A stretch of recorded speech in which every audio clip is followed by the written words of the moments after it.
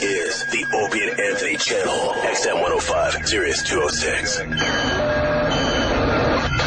And now, a show the likes of which America's never seen. So appalling, so offensive, yet so entertaining. It's not your normal show. Beamed from satellites in space down to you every single day. What planet are we living on? It's the Opie and Anthony show with Opie. We're experts, and we already know this is going to be great radio, so shut the fuck up. And Anthony. I live in a big house, I make a lot of money, and I fuck attractive girls. And little Jimmy. I don't even like in our opening. It sounds like a little...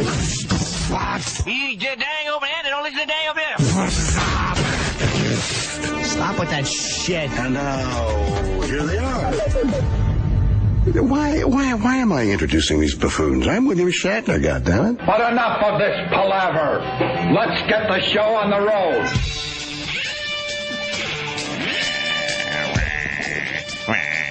Good morning. Good morning. I guess we start there, right?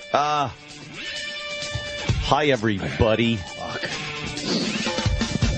Everyone in Radio Land. I didn't sleep too well, so I got I'm tired.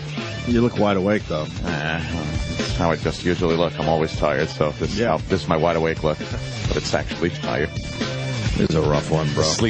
Trying to sleep with your own thoughts. Ugh. You don't like that? No. You don't like that generally, right? No, especially in the city, because I was staying in the city, so I didn't have the TV in the bedroom in the city. Right. I just don't have it in there. So, you just Why don't kind you of have lay a TV there. in your bedroom? I just never, Why am I asking you? Who thought about cares getting today? it. Who gives I a know. fuck? But I just didn't have one, so I just had to lay there with my thoughts. Right. I don't like my thoughts. Especially when, it's like this shit. Then it's all you think about. You can't sleep. Oh, it's terrible. Terrible. Oof, yeah. Like everyone. I've never been in this position before. Yeah. This is a fucking strange world. How it blows. I guess we start with, I don't even know, man. That news story, that Fox story was perfect. You like God, that? That is true. Kevin from Connecticut, I mean, in the end, we got to try to laugh. Kevin writes, Patrice looked terrible for 14 years old. Oh, God. Yeah. You want to play that? Yeah. Yeah, play that Maybe clip. that'll kickstart us and get us going. Yeah, obviously, we lost our dear friend, Patrice O'Neill. You're kidding. And this was, I just told Jimmy and Ant, this was the only laugh I had yesterday. The only one. It was just a horrible Because day. again, the news. Because again. And you know what? Of course. Of course. Just listen very closely to this clip. Yeah. Sad news tonight from the entertainment world. Comedian Patrice O'Neill has died. O'Neill died this morning from complications from a stroke he suffered last month. The Boston native appeared in September's Comedy Central's roast of Charlie Sheen, where his struggle with diabetes was a punchline for many jokes. O'Neill was a well-known presence on talk shows in the stand-up industry and was a frequent guest on the Opie and Anthony radio show. He was 14 years old.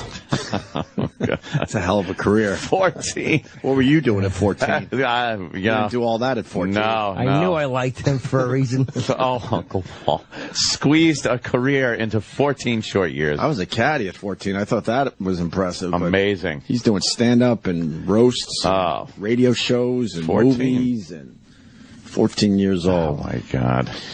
Yeah, Twitter was a buzz yesterday. Well, I guess we got to back up to, our Patrice had the stroke on, what was it, like October 18th? 26. Oh, I want to say it was 20-something back. I don't remember. Yeah. And we all knew at the time that it was not going to be fucking good, man. And we'd just been all hanging around, just waiting for the inevitable. Yeah, you kind of hope, And then yesterday, Jimmy, I just knew when Jimmy grabbed his phone and ran out of the studio yesterday. But then Jimmy didn't really tell us. Yeah, I figured which you is knew. Pretty amazing, because you're way better at it than me, because then you told me, and I'm bawling for the first time, and I can't even tell you the last time I fucking cried. And then we did the Gary Oldman interview. You're right, yeah. That was the longest 40 minutes of my life, just sitting here. And it's a big fucking star. It turned out to be a great interview in the end. The reason is, by the way, people asked about it, and they had a legit question, like, why would you not just say it? Because I wanted to make sure that his family, because I got the call from Matt Frost, who's his agent. Right. You want to make sure that the family was okay with it. because it's not about getting the news out there. It was about what his family wanted. And he talked to Vaughn, and Vaughn had wanted to tell their daughter, or Patrice's stepdaughter, herself. Yeah. She didn't want her to hear on and she was in school. Yeah, so she wanted to be blown up on Twitter. So out of respect for what she requested, I knew the story would be out by the time we came on today, but that was the important thing was that she wanted to get to her daughter first. So that was why we continued with the show, and I didn't say anything to the guy. I finally told Opie because I knew you knew, and I even think Sam could see it. But I couldn't. I figured after the show, I'll tell you as soon as 10 is on, I'll say it. But at the bathroom, Opie asked me. I'm not going to lie, and I know I was being obvious. I totally got it. I mean, you rarely run out of the studio with your phone. Every once in a while, you might have a problem with a gig or traveling or someone has to reschedule test results.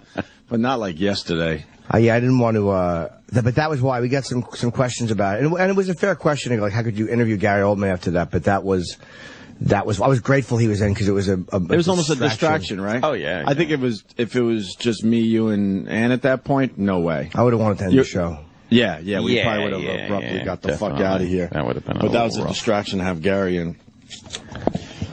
So it is what it is, as a lot of people like to say. Yeah. I don't even know what to say. I mean, sucks. You knew it was coming. I knew it was coming. He was not in good shape, and people were asking for updates, but there really wasn't much to tell. No. I knew it was really, really bad.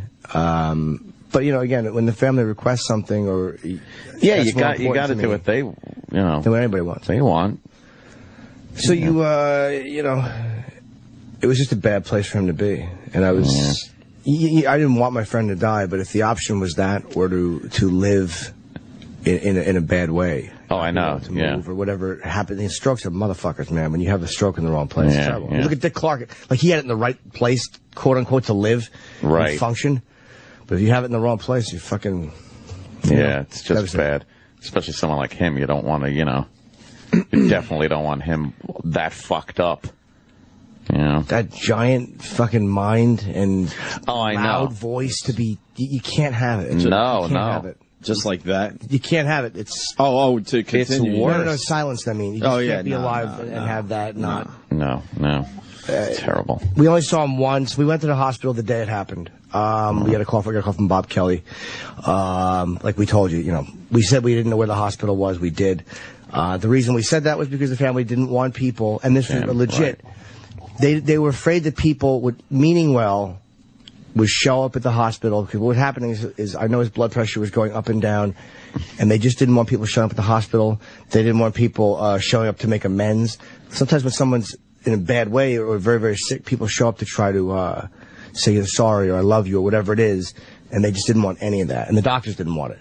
So that's why we didn't know where he was. But we weren't seeing him. We weren't allowed in, and finally we went last week, and we went and saw him, and just he actually looked oddly. People say he looked okay. I knew he was, at the end, but he was thinner and he had a beard, which looked better on him than I would have thought. You know what I mean? Like I would have thought Patrice looked horrible in a beard. He actually looked okay in a beard. That was his mom and his sister, and Vaughn, and then a couple of the guys went through and saw him after that over the next few days. But we didn't talk to him morbidly. It wasn't. Goodbye, bro. It was none of that stuff, because I didn't know at that point if he was able to hear or not. And there's nothing worse. Like, you kept all emotions outside the room, because there's nothing worse than when you're laying there and people are losing their shit, bawling over you. Right. It's just terrible. It's like, how fucking bad do I look? It's just, you don't want that. Right. So, we just saw him for about 10 minutes, and I'm glad I did. I'm glad I saw him. Yeah. But, I mean, there was nothing to be done. I told everybody was asking for him, and I don't know if he heard it or not. I hope he did. You just don't fucking know. No. Terrible. Fuck. That's really young, though, man. Geraldo, too. It's like, fucking. I know, right? Mike DiStefano. It's like, all these guys are young. Yeah. DiStefano, I think, was he just under 50? I think he was. Yeah, I think they were all in their 40s, right? Patrice is a rough one, though. This is, oh, yeah. We've all lost people. I mean, every fucking person listening to our voices, but for some reason, this one is really fucking rough. Yeah, it's kind of a, testament to who he was, that everybody is taking it so hard. The fucking guy was just so full of life. He took over a room. Just fucking took over a room wherever he went. Wherever the fucking guy went. I remember when I first met him at NEW, Jimmy brought him in. I was scared shitless of the guy. He was so intimidating. No, Voss did. I was actually out that day, I believe. Okay. Yeah, I met the first day he came in. Voss brought him in officially? Yes, I believe Rich Voss did the first time. I always thought it was you. No, we had talked about him and stuff. But I think Rich did the first time. And he came through that door, and I'm like, holy fuck, what is this big black guy about? Gonna be trouble. I was fucking intimidated for a long time. Probably the first year Patrice did the show, I was always intimidated. Really? And then you really got to know him and realized that in the end, fucking, he was a softie, man. Yeah. And I mean that as a compliment. He was a softie and had a great heart, an amazing heart. And a lot of people didn't have good first impressions of Patrice. No, I think Bill Burr tweeted that last night, saying it was always fun to watch people meet Patrice for the first time, because he was he would just take over, man, physically and just emotionally, and there was no buffer period between like where he would meet you and then start giving you shit. Right. It was just immediate. Right. It really was. He'd call you out in a second. And you knew, it's funny you should say that. You had to have your shit together when he was around. Oh, yeah. Because he would call you out on everything from your dumb shirt to your stupid joke. Yeah. He would call you out on it. Yeah, he was very. A lot of guys. We were joking last night at the cellar. I said, "There's as many comedians happy tonight as there are sad." Guys that he had just really told about himself. He could be very harsh, but the worst thing you could do with him was underestimate how smart he was. Mm-hmm. Like, because he's a loud dude and a big black guy, and and he's silly. He never minded being silly. If you argued with him and you didn't realize what a smart guy he was, you were going to be embarrassed. Yeah. And I watched him embarrass some people horribly. Like the type, beyond embarrassment of slipping on the ice, the type of embarrassment where you're stripped nude and you're exposed as being a fraud. Right. Like where your entire existence is opened up as being not important. He was able to do that with just a look, too. Oh, yeah. Like he could, if somebody was being stupid, he would turn around, not even acknowledge the person, and give that fucking look to you like, what the is this person? What? Really? He would just dismiss you with one glare. With that look. With fucking hilarious. Yeah, I know I never got one over on him, ever. Never. No. Not a one. Colin had a very funny tweet about him. Can you grab Colin's Twitter feed? He had, I don't know how many he sent out yesterday, but he sent out one that I thought was very... Did you have it up? No. I don't have that one. That fucking Mad Magazine I got tweets thing that you had from Tough Crowd is hilarious. Thanks to everybody for the Patrice O'Neill comments. One of a kind. In heaven right now, charming half and infuriating half, then reversing. Yeah. And that really... then reversing. Then reversing is classic. Fucking classic. That is exactly a perfect summation of Patrice. I would go home so tired after he did our show, just because he challenged you, man, to be on your fucking toes. You had to bring up your emotion. You had to be in it, And mentally, I would go home like just knowing I had the best fucking time, and also just being exhausted from him. Just how he twisted shit, twisted little things in pop culture that you never thought of before. And people were last night, they're like, what was your favorite Patrice moment? I mean, please. I realized late last night I can't put my finger on one, because I start thinking of a few, and then all of a sudden another 5 or 6 pop up in your head. Yeah. I guess this weekend we're just going to play nothing but Patrice. Yeah. On this channel. So I find it hard to listen or watch videos like right now. I could read shit, like when people tweet shit and they're like, oh, remember this one, and then you kind of play it in your head and hear the voice and everything like that. But to watch videos right now, it's still it's a little tough. Too soon. Yeah. That one of him laughing. I know. Yeah. That's it's probably my favorite video of him, because that to me, that's the guy I know. Yeah. Like whatever, because a lot of people were scared of him. He was mean. He was but fucking silly motherfucker. Like the guy falling on the floor, genuinely falling on the floor. Right. Laughing at Bobo's dick. Like, that's the guy. If you ask me to sum up Patrice and what I know, that's him. In that moment. And I had a few moments with him like that in our existence together. You know, in Brazil, laughing at this guy Evan trying to speak Portuguese. We laughed like that. And Will Sylvans, who loved him and was his roommate, when we saw his bunions on his feet, we all came in and his feet had worse bunions. And we probably laughed like that for 15 minutes. That was one of his qualities. I mean, he was tough, but if he found you funny or something you said funny, man, he would absolutely give it to you, you know? Yeah. He would absolutely make sure you know that was fucking funny. And that laugh would come out, man. He wasn't afraid of funny people. He wasn't afraid to be around funny people. Yeah. Funny people never are. Like, he embraced funny people, and he loved being in that environment, and he loved being made fun of, and he loved teasing people. Oh, yeah. More than anything, he loved to tease somebody. Much, that was his one thing that he really loved doing. And he would say it in that schoolyard vernacular. People, He would say it like, I just love to tease people. Like, you're 40. It's 14. You're 14, I apologize. Yes, 14. Yes. Rich Voss is on the line. Mr. Voss, how are you, sir? How's it going? Hey, buddy. Well, we're just trying to, I don't know what we're trying to do. We're here, though. How are you, buddy? I've had nonstop anxiety, devastated, and it's all because I spelled his name wrong. Yes. Only Rich. I guess. Only Rich. I don't know who had it, but Huffington Post had like everyone's tweets. I think it was them, and Rich was the only one that spelled his name wrong. But that's perfect, Rich. Yeah. You coming from you, that's perfect. Yeah, he wouldn't have had it any other way. Yes. You know, and I didn't even know this Huffington Posting. I'm in there at home late last night. I'm looking at it. There's some nice whatever tweets, this and that. And I said to Bonnie, I go, you know, this media, I mean, I'm one of his best friends in the world. And she said, well, they might have put it in if you didn't spell his name wrong, stupid. But, you know, it's hard for me to show emotions. You guys know that. Right. And when I'm, like, you know, when I get to news in the morning, I'm really sad. And, you know, I'm trying to go about my day, and I'm in the parking lot at Dunkin' Donuts writing this, and all of a sudden, like, tears and snot and everything's running down my nose.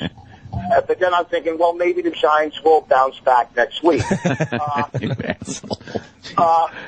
So, I mean, it's really probably the most devastated I've ever felt in my life. I don't know, you know, nothing like this has ever happened, even with anybody in my family. You know, I was never as close to anybody as of now in my life in my family as I was to him. You know, and like I said in the dumb tweet, the most fun I've ever had in my life, he was involved, Norton was involved, you know. But, I mean, there were times we stood outside of Boston Comedy Club, and people in their apartments were yelling at us to shut up. Right. You know, they were hanging out the window, shut up, and we're just out there. Did you feel like you were on stage? Yeah, so me, you, Keith, fucking Bobby. Oh, God. Yeah, it was just the most fun. There's nothing with him but good memories. Mm-hmm. Right. There's nothing but good memories. Well, the last time I did radio with you guys and him, I was kind of upset he didn't shut his face as he was smashing me the whole day. And of course, I'm driving home thinking, well, I should have said this or I should have said that, but nothing but good memories, you know, and the most fun in my life as a comic because the most fun of my life is from being a comic. Yeah, most fun from being a comic. I got to ask you guys something, because what I've heard a lot in the last month or so is this one really hurts. And you guys are in the world more than us, although we get a taste of it, where you've seen a lot of guys die young. Yeah. But a lot of you guys are saying this one really fucking hurts, and I've said the exact same fucking thing. This one really fucking stings, and I want to know why. Well, one, it came out of nowhere. I had to ask him. Out of nowhere. For Jimmy, because the articulate it, but last thing you saw that it's on a roll. the last thing you saw Patrice do on TV was that roast. Yeah. He completely stole the whole roast. Right. Completely. So, you know, you're at his bar because he's bigger than life. You know, and I said this too. He's what, Rich? I didn't hear. He's bigger what? Bigger than life. Right, yes. When Patrice was around, like when we sit at the cellar, and like last time we were there, we're having a good time. But when Patrice was around, you really had to step up your game. It's like, it wasn't like, hey, you know, because if you even, whatever, it was just like the nucleus of the whole thing. And I hate to put, you know what I'm saying? Yeah, I do. You're not wrong either, man. He was, I mean, it really was. He was too big a focal point, too loud a guy, too big a presence. Yeah. It's the worst one. And I've had a lot of people I love. A lot of people I love have died. But this one, I think is the hardest, at least up to this point. And when you say he was the focal point, I mean, we all know people that are just loud and you're like, shut the fuck up. With him, it was effortless. You know what I mean? It was effortless with him. He wasn't trying to force himself into situations or any of that crap. He was just who he was. Someone just wrote, the funny thing is Patrice would be slamming Voss right now. Yeah, of course he would. Yeah. And that's why I'm going to Myrtle Beach to play golf. Because oh, shit. That's because when someone passes away, all you have to say is, that's what they would have wanted. Like, nobody yes, knows. You to play golf. That's right. Yeah. The last time I spoke to Patrice, she said, play as much golf as you possibly can. As opposed to, at Friday and Saturday nights is when you should play it. On a night course. It was always fun. We were one time we were in Amsterdam. And, I mean, and so is Norm, but I've been in Amsterdam. I never went there. And Patrice, and Brazil with Patrice. But we were in Amsterdam, and we're done. We were taping a TV show or doing a show, and we're done with it. And we go, let's go to the window, you know, the red light district. And Lisa Lambanelli's like, can I go? And Patrice laid into her, like, are you out of your mind? Why would we bring you? So now she's in the bathroom crying, and I figured, well, I'll go in to console her so I can just check out the hot girls going into the bathroom, right? So and it was like, there was no way he was letting her come with us to the red light district. Not that we were doing anything, we were just going to go sightseeing. And he never held back. He never held back. Yeah, him and Lisa had a really weird adversarial relationship. Yeah. And he felt bad about it, though. At one point, Patrice went through a thing where he felt really bad about a lot of the, because like most people, you don't sometimes think, and as you get a couple years older, he felt really bad about that, and he apologized to Lisa. And in Florida, on the Young Ron and Paul show, or Young Paul, I always mix that up. But she was on, and Patrice was supposed to come on, and she didn't want to be in the room when he was there. Like, she was scared of him. Wow. And he's like, what am I doing? Like it just struck him as to how shitty it was that they had that relationship. And he said I think he said he was sorry to her. And they made up, and, I'm glad for him that he did that, and I'm glad for her. Well, a lot of people in the 12-step club will call that making a bet. Yeah, I understand that, but he wasn't, he wasn't sober. He didn't need to be sober. He wasn't an alcoholic. No, not at all. But I mean, it was always fun. And I don't think when he did that in Amsterdam it was personal. It was just that, hey, this is dudes. We're going to go to the red light district. If it would have been any female, he would have done. Yeah. He would have been, no, you're not coming. He gave her a hard time, though. He gave Lisa a hard time. And she'll tell you that, and he would have told you that. Well, I know, but we all give each other a hard time. We were at Caroline's years ago, and I was host. He was on the show, and he went up, and his whole set was smashing me and how I slobber, and he's up there doing his act with a speech impediment. And I've never been as mad as I've ever been in my life. And I went up there, and I was just like, I couldn't even, But there was times at Caroline's, we used to do this bit, me and Patrice, where he would go on, if I was hosting, he'd go on stage, and he'd kill no matter what.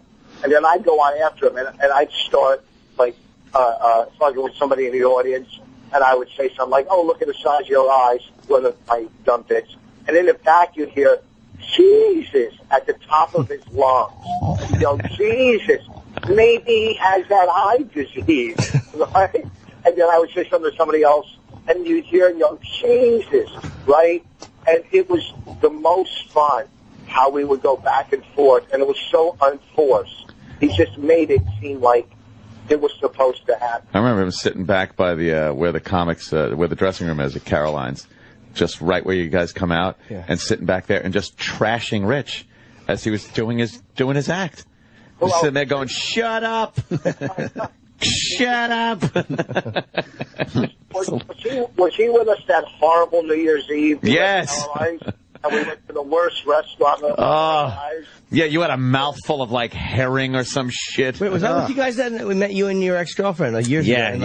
Yeah. 2000, we were off the air at that point. We all went out. That was it. Yeah, it was with Melinda at the time. Yes. And we were walking down the street, and there was some homeless people, of course, out on the street.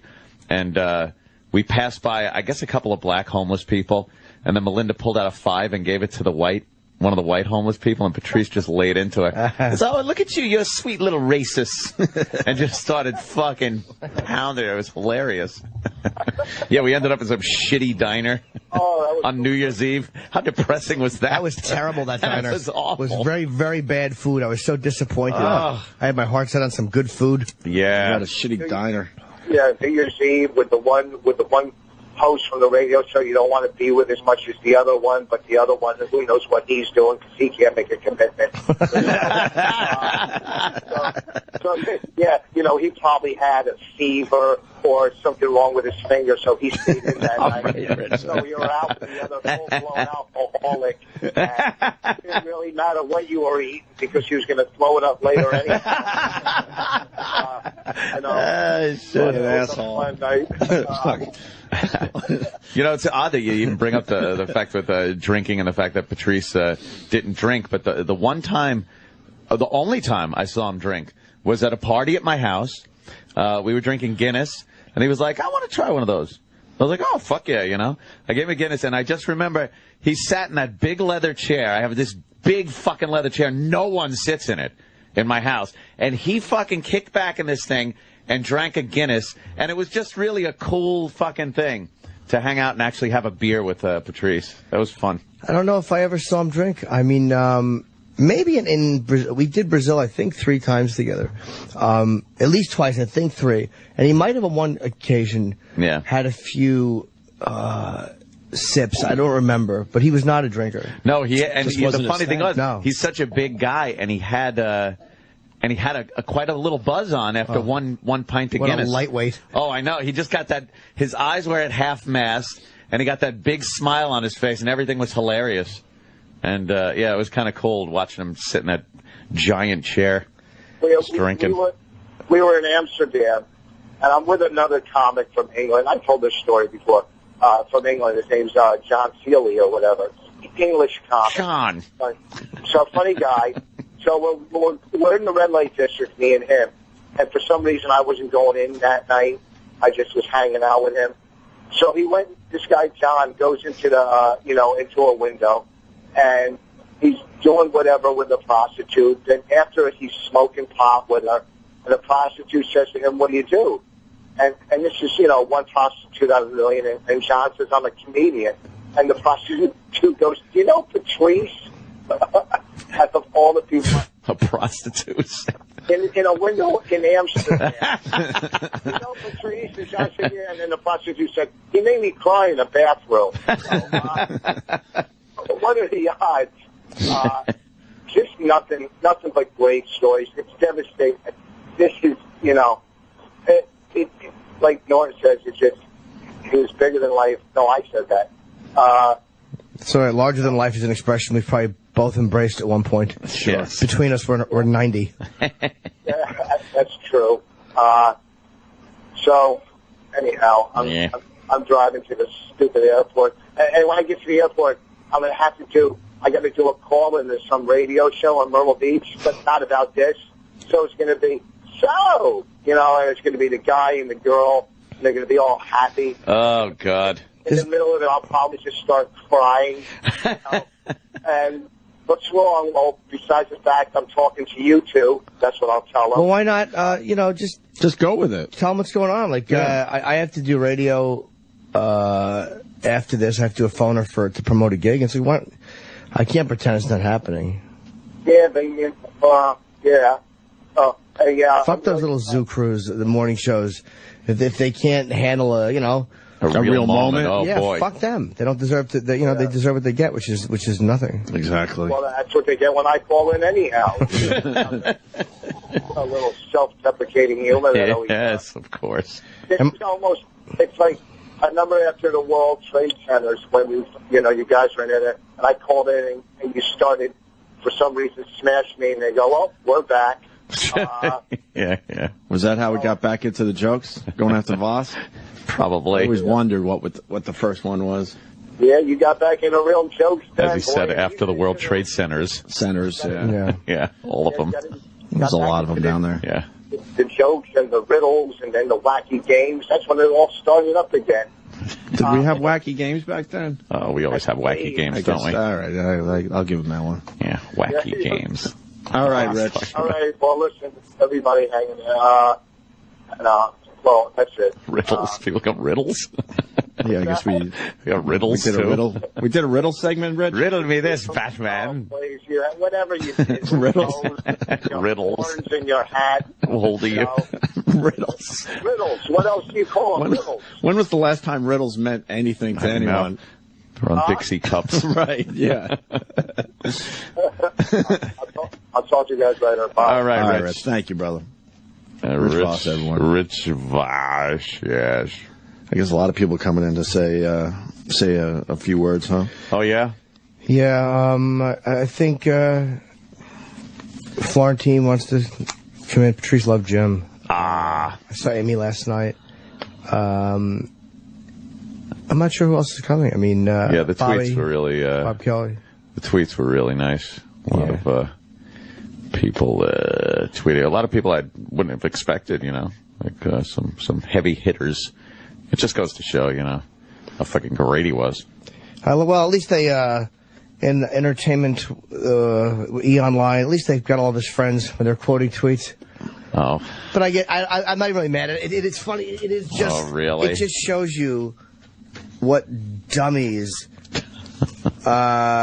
They can't help themselves. No. And I think part of it is... They're like, we need names. In their world, what names are. They just don't know. So they have to go with the heavy hitters instead of his actual, close friends. I don't see a tweet here from Norton or Kelly or Voss or Colin. None of them. They just don't know. But it was funny that they just chose people who... But Charlie I get because he roasted Charlie. Yeah, he liked him. Yeah. But it was... and of course Dane. They started together. And Sarah's famous, and she liked Patrice. I don't think they knew each other that well, but I could be wrong. I love this one, though, from Seth Meyers. And again, Seth was just tweeting. He wasn't trying to get on the website. Right, yeah. Rest in peace, Patrice O'Neill. A day spent watching clips of him online is a day well spent.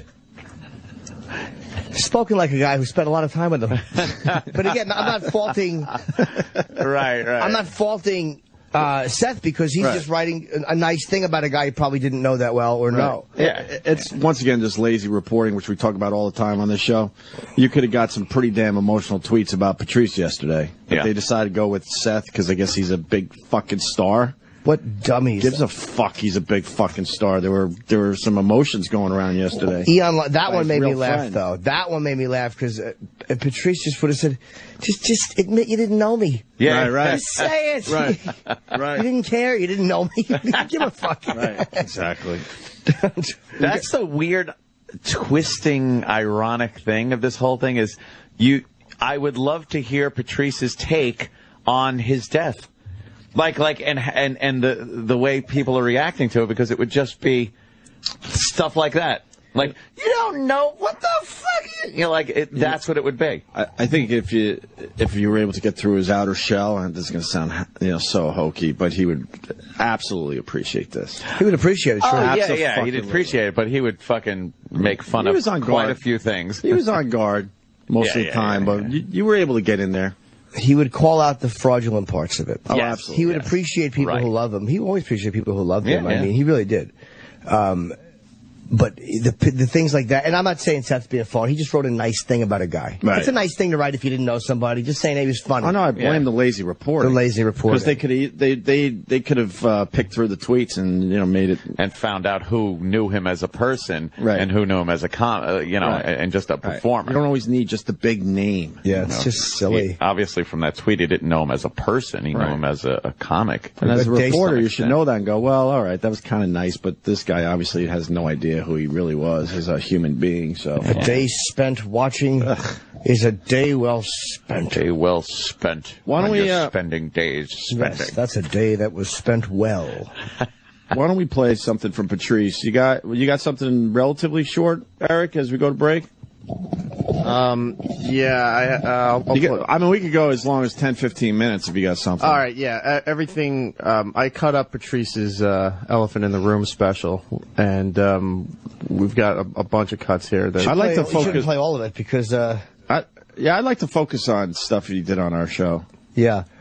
It's a good point, because Elephant in the Room you want people to buy, so it goes to his family and his stepdaughter. Yeah. Well, we're going to have to figure out a lot of stuff. E-Rock's pirating it. E-Rock's like, look, I'll be, when the wake is held, I'll be selling Elephant on the Room on the corner, bootleg copies. I'll sign it. Jimmy makes a good point. We all know we could get our shit for free these days. We all know.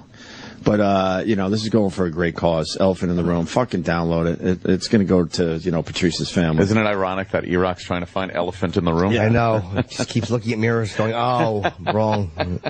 Yeah, if you appreciate it or love the guy, just, do the right thing and actually fucking buy it today. Yeah, even if you have a copy, just buy it again. There's medical bills, and there's his stepdaughter, and there's Vaughn, who he wanted to take care of, and his mom. I'd never met his sister, and it was funny. She was nice, man. She was really nice, and she, in the mouth, she just looked. She smiled. She looked. Oh shit! Really?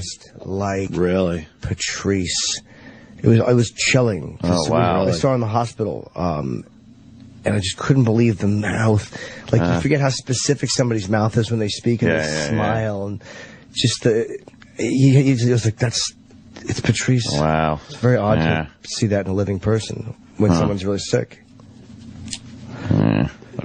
People will be coming in, I guess, today, and we'll just talk about Patrice. I mean... Yeah, well, what do you got to play? The fans, by the way, can I say I loved all the tweets and they were all nice, the emails, and they really are nice. And people say, people reaching out is nice.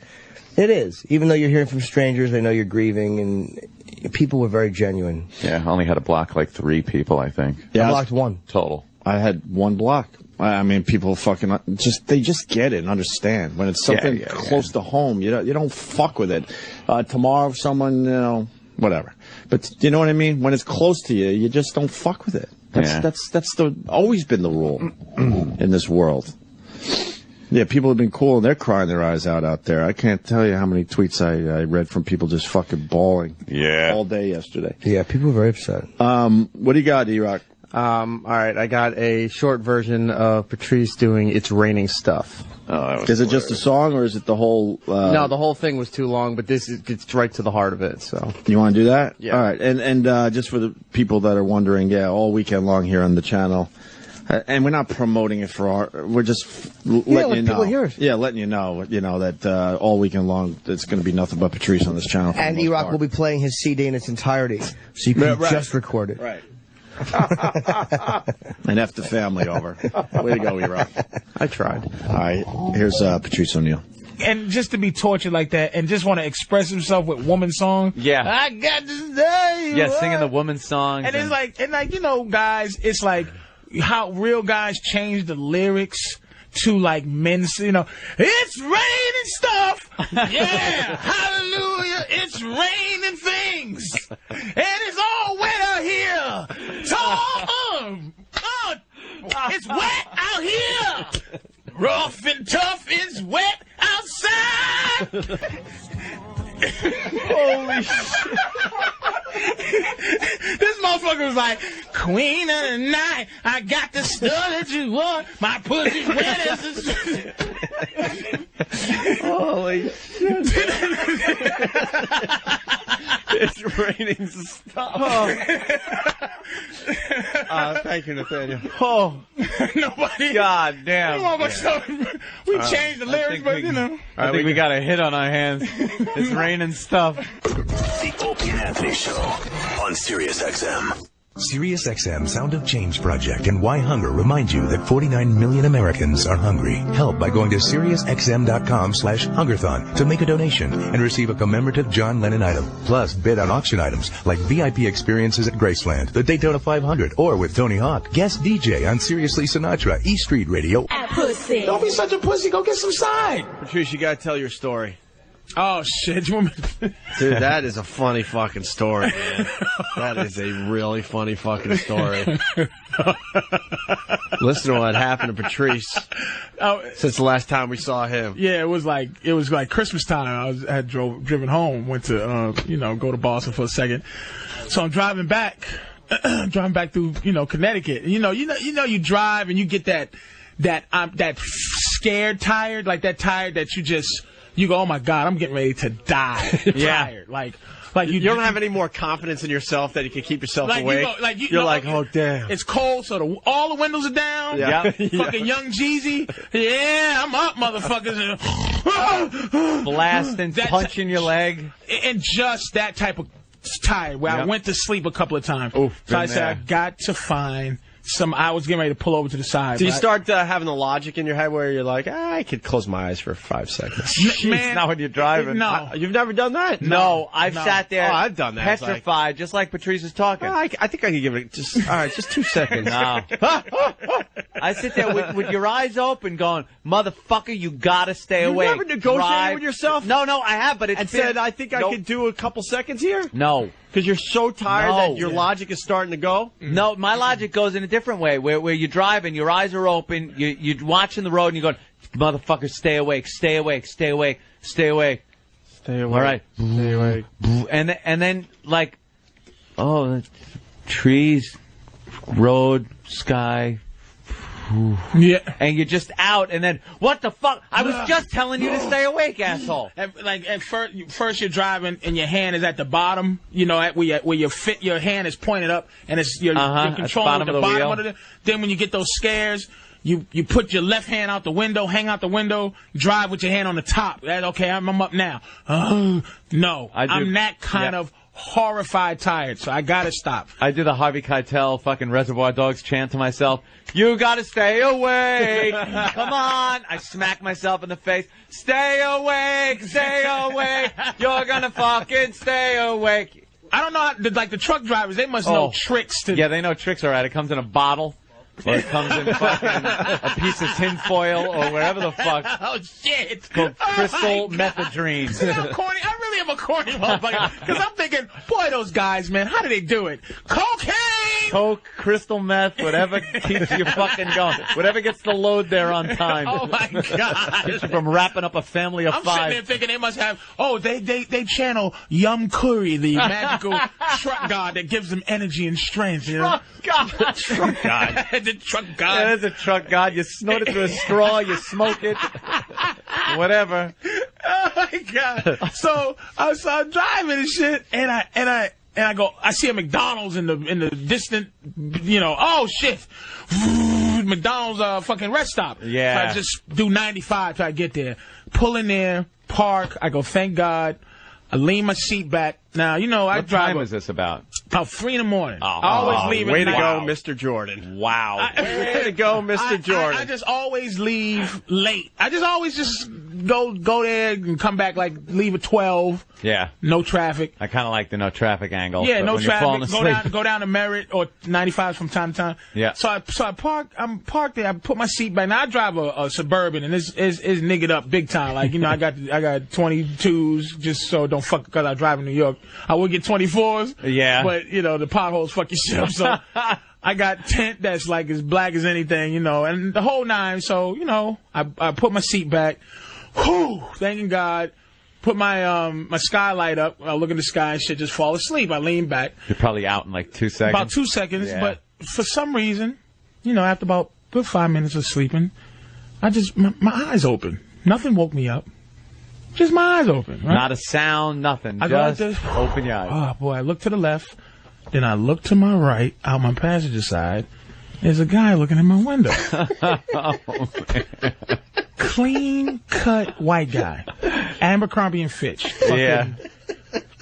Fucking ties, clean, and I'm looking at him, and Did I'm you staring jump, at him. or- No, I don't get scared like that. Like I can't fucking have movie fear anybody. fucks me up. Like, you know, creepy Nah, man. shadow figures, but like people don't. Dude, fucking if I open my eyes and someone's there or something, Nah, you gotta try to stay cool. oh, And you When gotta I almost got understand- raped by that big black guy, I had stayed cool. You gotta understand how tinted my windows are. Oh, you Yeah. gotta understand this. Now, I look at him to try to give him like, for 30 seconds we're looking at each other, like just kind of staring. So I finally go, okay, this nigga ain't leaving.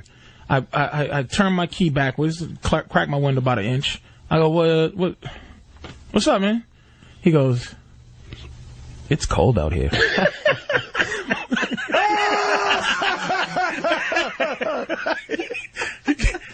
It's cold. It's cold out. I go, cold out. I go, what?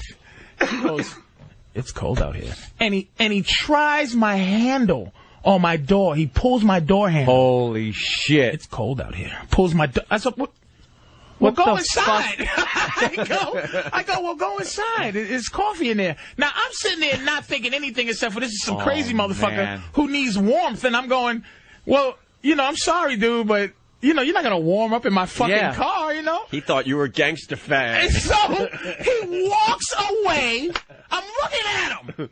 And I'm still not, my energy still isn't like, what the fuck? I'm just like, that was weird. You That's know, a little from odd, New York, right. you know? Yeah. So I watch him. This motherfucker gets into a Subaru Outback with a Christmas tree on top and drives away. And that's when the adrenaline kicked in. I said, this motherfucker, he was going to suck strange black dick before he went home to take a Christmas tree to his fucking family. It was like drinking 14 cups of coffee and a Red Bull. Oh, you were awake. Once I said, this guy was a fag. I didn't know. I thought he was just a creepy cold guy. He's creepy cold guy.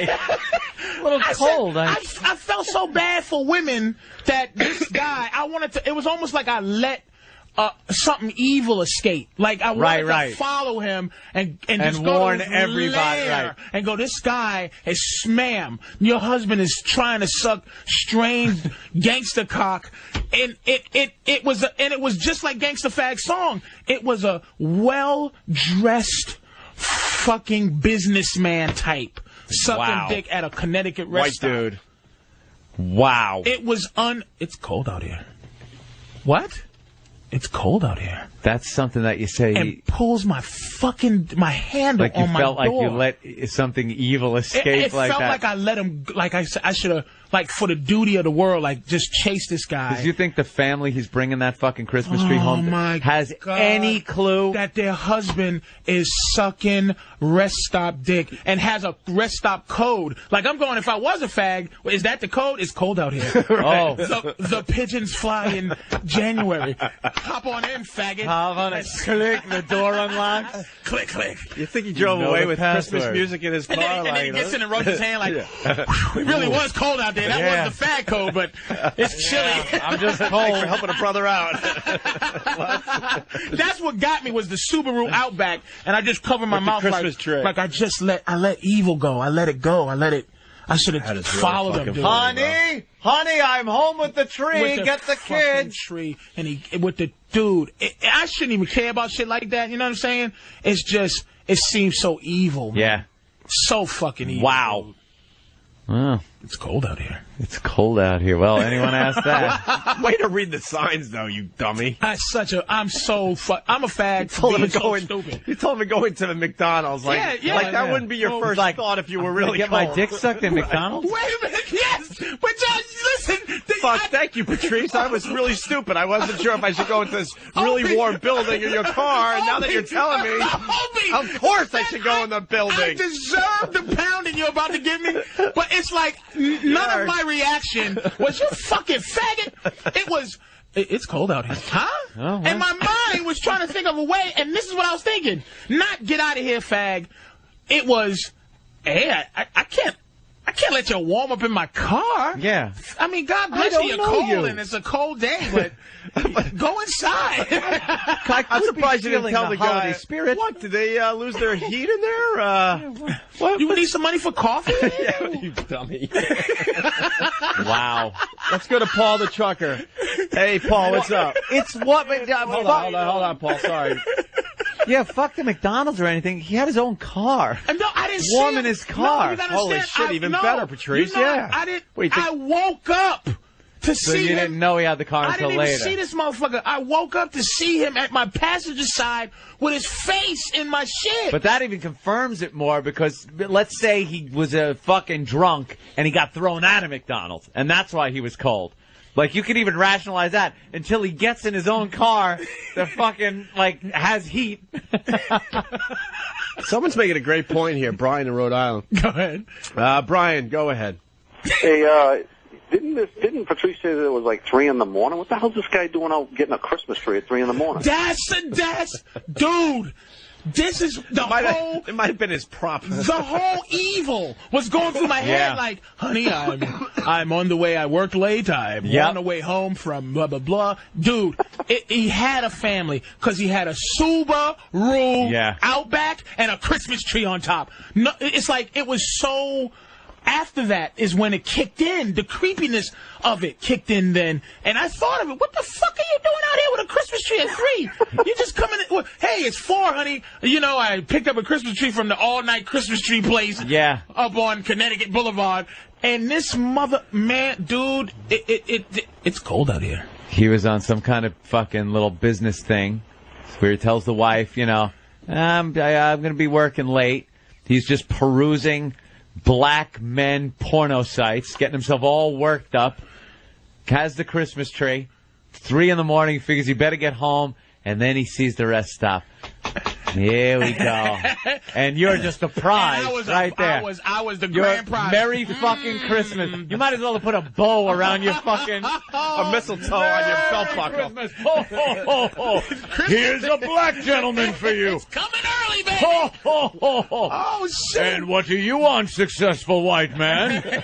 I'd like a black gangster cock right here in the rest stop. And I am so, if you don't know me, I just like to dress the part. Yeah. But, I'm a comedian. But my whole out thing is giant black dude. I'm in a tinted up truck. I got my hoodie on, my this and that. Yeah, and the first impression of that would be I'm not walking up to his fucking vehicle and asking directions. I'm not going for legitimate purposes to your fucking vehicle and knocking on the window while you're sleeping. And he just was looking like just the stare. I can't even Was it describe crazy it man stare? It was just looking. That stare of wanting. Wanting. But then when he said when he made his move, made his move, he didn't look at me. He turned to his profile was at my window. His good side. So when I rolled the window down a little bit, what's up? And he didn't look me in the eye. He didn't have the common decency to look you in the eye to ask for the cock. That's cold out here. It's cold out here. All right, let's go to Paul. He's a trucker. He has creepy shit. Paul the trucker, what's up? The rest stops are become the new gay bathhouses of America, but I was in Gwinnett, Georgia, and I stopped, and I was waiting to go pick up a trailer, and I was there for about 5 or 6 hours. I went in to use the bathroom, and the phone rings, the payphone, and I'm like, well, okay, whatever. I keep going, come back, the phone rings again. I'm like, oh, okay. I'm picturing myself thinking I'm not in the Twilight Zone. Check in the truck, or maybe something to eat, go back out, get a soda out of the vending machine. This phone rings again. I'm like, all right, what's up? So I'm looking around. I pick the phone. The guy's like, oh, suck your cock. And I'm going, huh, what? I'm looking around just going, holy Jesus. So I hang the phone and walking back, and this cop pulls up, and he's just laughing his ass off. And I go, what's so funny? He goes, you answered the phone, didn't you? I go, yeah, why? Because I was watching. He goes, there's probably some gay guy in the car over here wanting to blow you. And I was like, what? He's like, oh, yeah. He goes, like, this is like the prime homosexual hangout area. Wait, and they know the pay phone number? What they do is, yeah, they pull up and they hit the payphone number. Then when you walk by, they dial it, and you pick up. It's like, such a cock. Oh, it's just like, holy Jesus. Fag's a genius. Because if I started to beat the shit out that motherfucker, all he said was, it's cold out here. It's cold out here. He here. didn't go, I'll jerk your balls. Right. It's like they're so covert. Just to get keep in. up the good work, boys. All right, thanks, Paul. You know what it's like? Story. It's like Dracula. You got to invite him in. See, that's what. It's cold out here, and you had to then invite him in order to make the next step. When he knew I wasn't a fag, he immediately bounced. But it wasn't like, okay, it wasn't like, oh, sorry, I'm a fag. He left like, you ever see that thing in the Godfather where they say, listen, you don't run, you don't walk. Don't look no one in the eye, but you don't look away either. Don't look away either. That's how he left. He just goes, oh, all right, and walked calmly away, like almost like he knew I would be in shock if I wasn't a right. fag. Don't give you any time to really think about it. Just leave the situation. This is the Opie and Anthony Show. We're back live. Yes. A lot of people have arrived since we took a break. We got Mr. Bob Kelly in studio, Mr. Jim Florentine, and Joe DeRosa. Not Mr. Joe DeRosa? Not Mr. Joe DeRosa. He's still a newbie, so he's just Joe DeRosa. And, of course, the shitting on each other started the second these two walked in the fucking room. Yeah.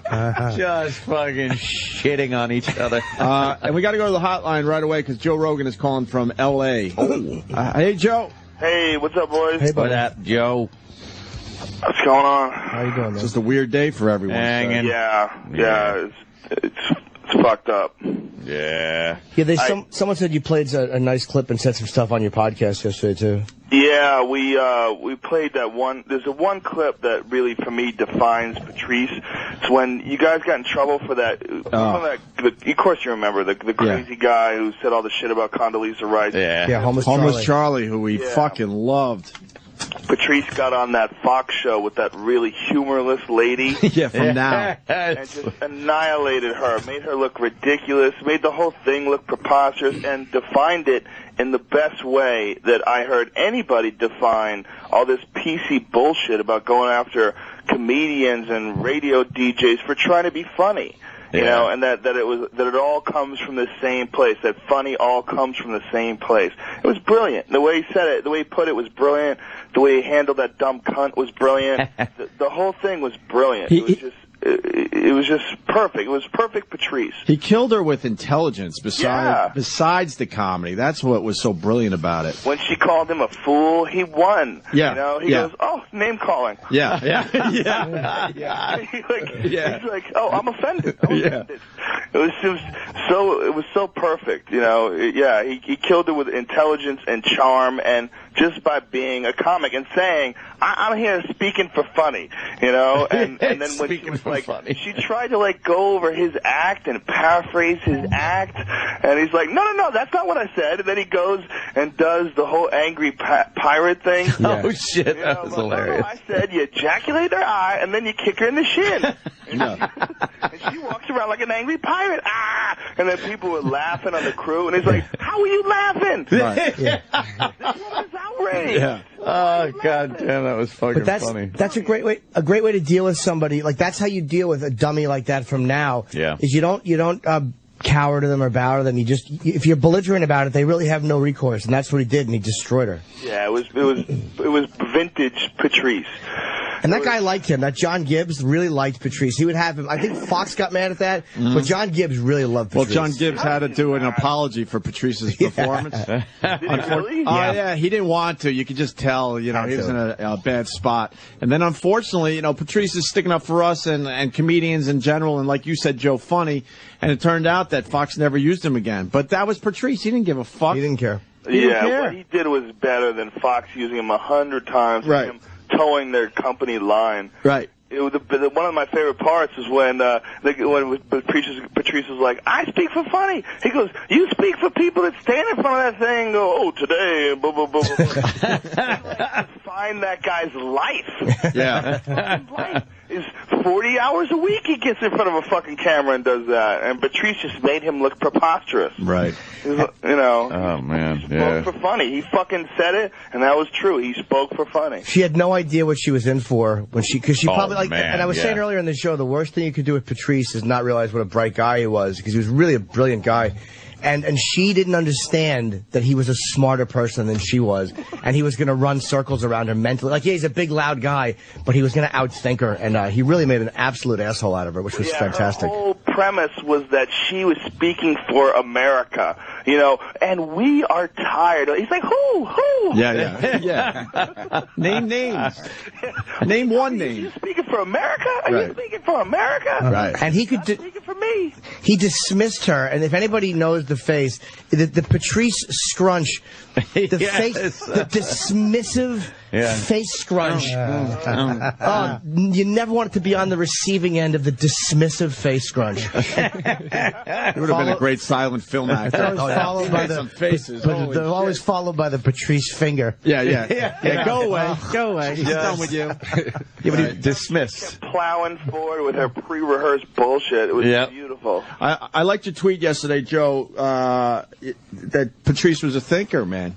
Yeah. People need to understand that. Yeah. Well, you know, people love to categorize people, and it's so easy. And, you know, when you have a black comic, you know, and, you know, people automatically just assume that they fall into a very specific category, you know, and Patrice was just a brilliant comic. He was a brilliant thinker. He was the type of guy that if he wasn't a comic, he would be that dude that you would, like, look forward to going to work.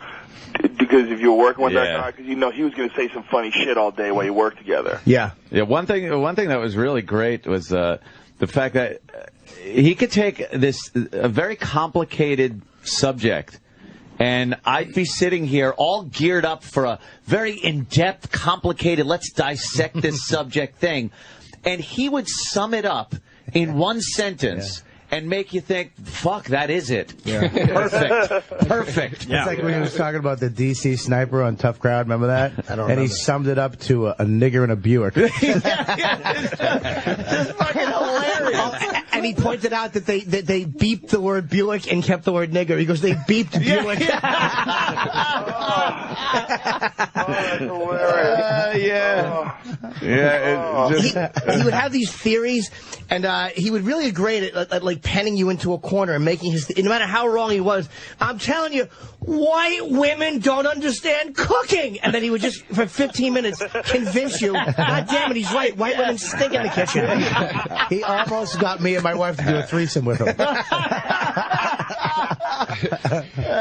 Shit. He is a motherfucker. He was awesome, man. He was awesome. He was a real unique dude, like truly a one of a kind. Yep. You know, you asked me to find another dude who's like Patrice. Boy, I can't think of one. You know, I really can't. He was very uniquely his own person. A very different dude. You know, very different kind of thinker. He wasn't afraid of being wrong either, and that's one thing I loved about him and he was wrong sometimes, and you know he always made it, even when he was wrong and his argument was wrong, he was always interesting. He never gave you a typical or predictable point of view, even when it was stupid. It was like, well, I could see why he would say that. He was amazing at making you understand why he felt the way he felt. He was a great listener, which is important, you know? Yeah, but he was a great talker, too. I mean, of course. I would talk to him for like 4 hours on the phone. I remember I'd go to sleep, and I'd wake up, and he'd still be talking. You always knew Patrice was done with you, too, because he'd call you up and he would say whatever it was he had to discuss. And then you'd go like, yeah, man, my relationship's in trouble. And he'd go, you at the cellar tonight? Like, all right, scumbag, I get a time to go. My ears were available for your fucking dissertation, and now you got to call someone else and repeat yourself. Fucking creep. He's an awesome dude. Yeah, that fucking sucks. Yep, it's very sad, man. Yeah, well, you know, Stanhope and I were on the phone yesterday, and I called him up, and I'm like, did you hear about Patrice? He's like, yeah, and, you know, we realized there was nothing to say, so we just go, sucks, fucking sucks. Yeah, sucks, that's all you can really sucks. say. And then he said it best. He goes, you know what? It's better that than him not being able to talk. Oh, yeah. And I'm like, That's you know been what? something a lot of people have said, too, yeah. Yeah. For Patrice, fuck yeah. Yeah. Can you imagine the torture of not being able to point out the stupid shit that you see all around you? I know, right? And not even the talking, too. It's like to not be able to, like, communicate. Like, if you can't, like, even to little things like nodding or gesturing where you can at least let people know what you want. And anything that happens, people would know is because you want it to happen. That would kill him, too. If he could just nod and we had to just fucking Voss yapping to him at a coffee shop. That Barney was you'd see him just crack his own neck. Just fucking throw his head on the pavement. You know? When you think about trying to replicate him, you know, when you think about trying to replace him, that's when you realize how special that dude was. Like, imagine someone trying to take that. Nah, impossible. He never, even when I met him in Boston, you know, I met him, me and Billy and Dane. 20 years ago, right, Bobby? Yeah, I met him in a remember the BCN comedy riot, Joe? Oh, yeah, yeah. We were all in it together, and he showed up, and he's just, you know, it's Boston, but he's this big black dude. There was never a race around him, though. No. He'd hang out with Patrice. I used to drive him to his house in Roxbury, and it was never like, oh, my God, I'm driving a black dude back to the project. It was just driving Patrice home. He was always just Patrice. He was never, you know, not to say that, like, he didn't, you know, bring up black sub or he wasn't black, but it was never like, you know, I'm black, you're white. It was just fucking Patrice all the time. Yep. Yeah, he didn't fall into that easy box. There's an easy box to fall into when you're a black comic. You know, you start doing black comedy. You know, a lot of black comics will tell you too, like that they get pressured to do a certain type of comedy to fit in on Chocolate Monday or Fat Tuesday or whatever those all black shows are. You know, he never did that. He was just Patrice. You're right. No, the crowd was always diverse every time you saw him. I remember though we talking on the phone. You could talk about shit, and it wasn't like a fucking. You know, you talk to comics. It's like that's a bit. You should do that. And it's like shut the fuck up. If you ever did that with him, he'd be like motherfucker. I'm trying to talk to you. Yeah. we were talking one day. How do you tell if Japanese people are gay? He was like, you'd have to go, dude. You like pussy? Hey. you like sucking dick? Hi.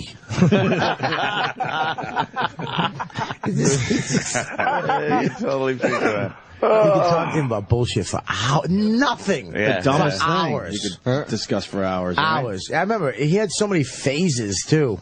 He would tell you fucking. He'd make fun of you for something, and then a month later show up with the same hat, and you'd be like, "You motherfucker!" He'd be like, "Hey, we can do." It's cool. It's cool now. Yeah. You'd say it's cool now, though.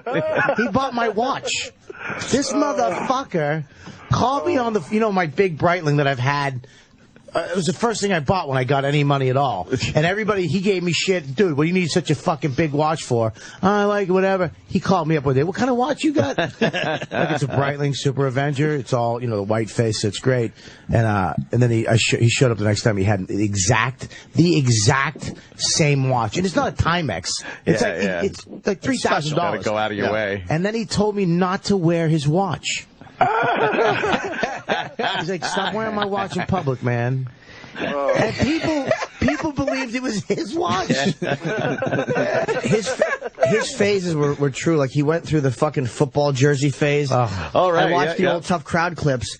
And, you know, he always thought that was his thing. He would wear the fucking the Dolphins hat and the Dolphins jersey. Yep. And then all of a sudden he was a fucking putting on the Ritz with his stupid big hats. He was fucking extra large suits. Yeah. He walked in the cellar one night with a suit on and one of those fucking hats. I said, are you coming up with your own barbecue sauce?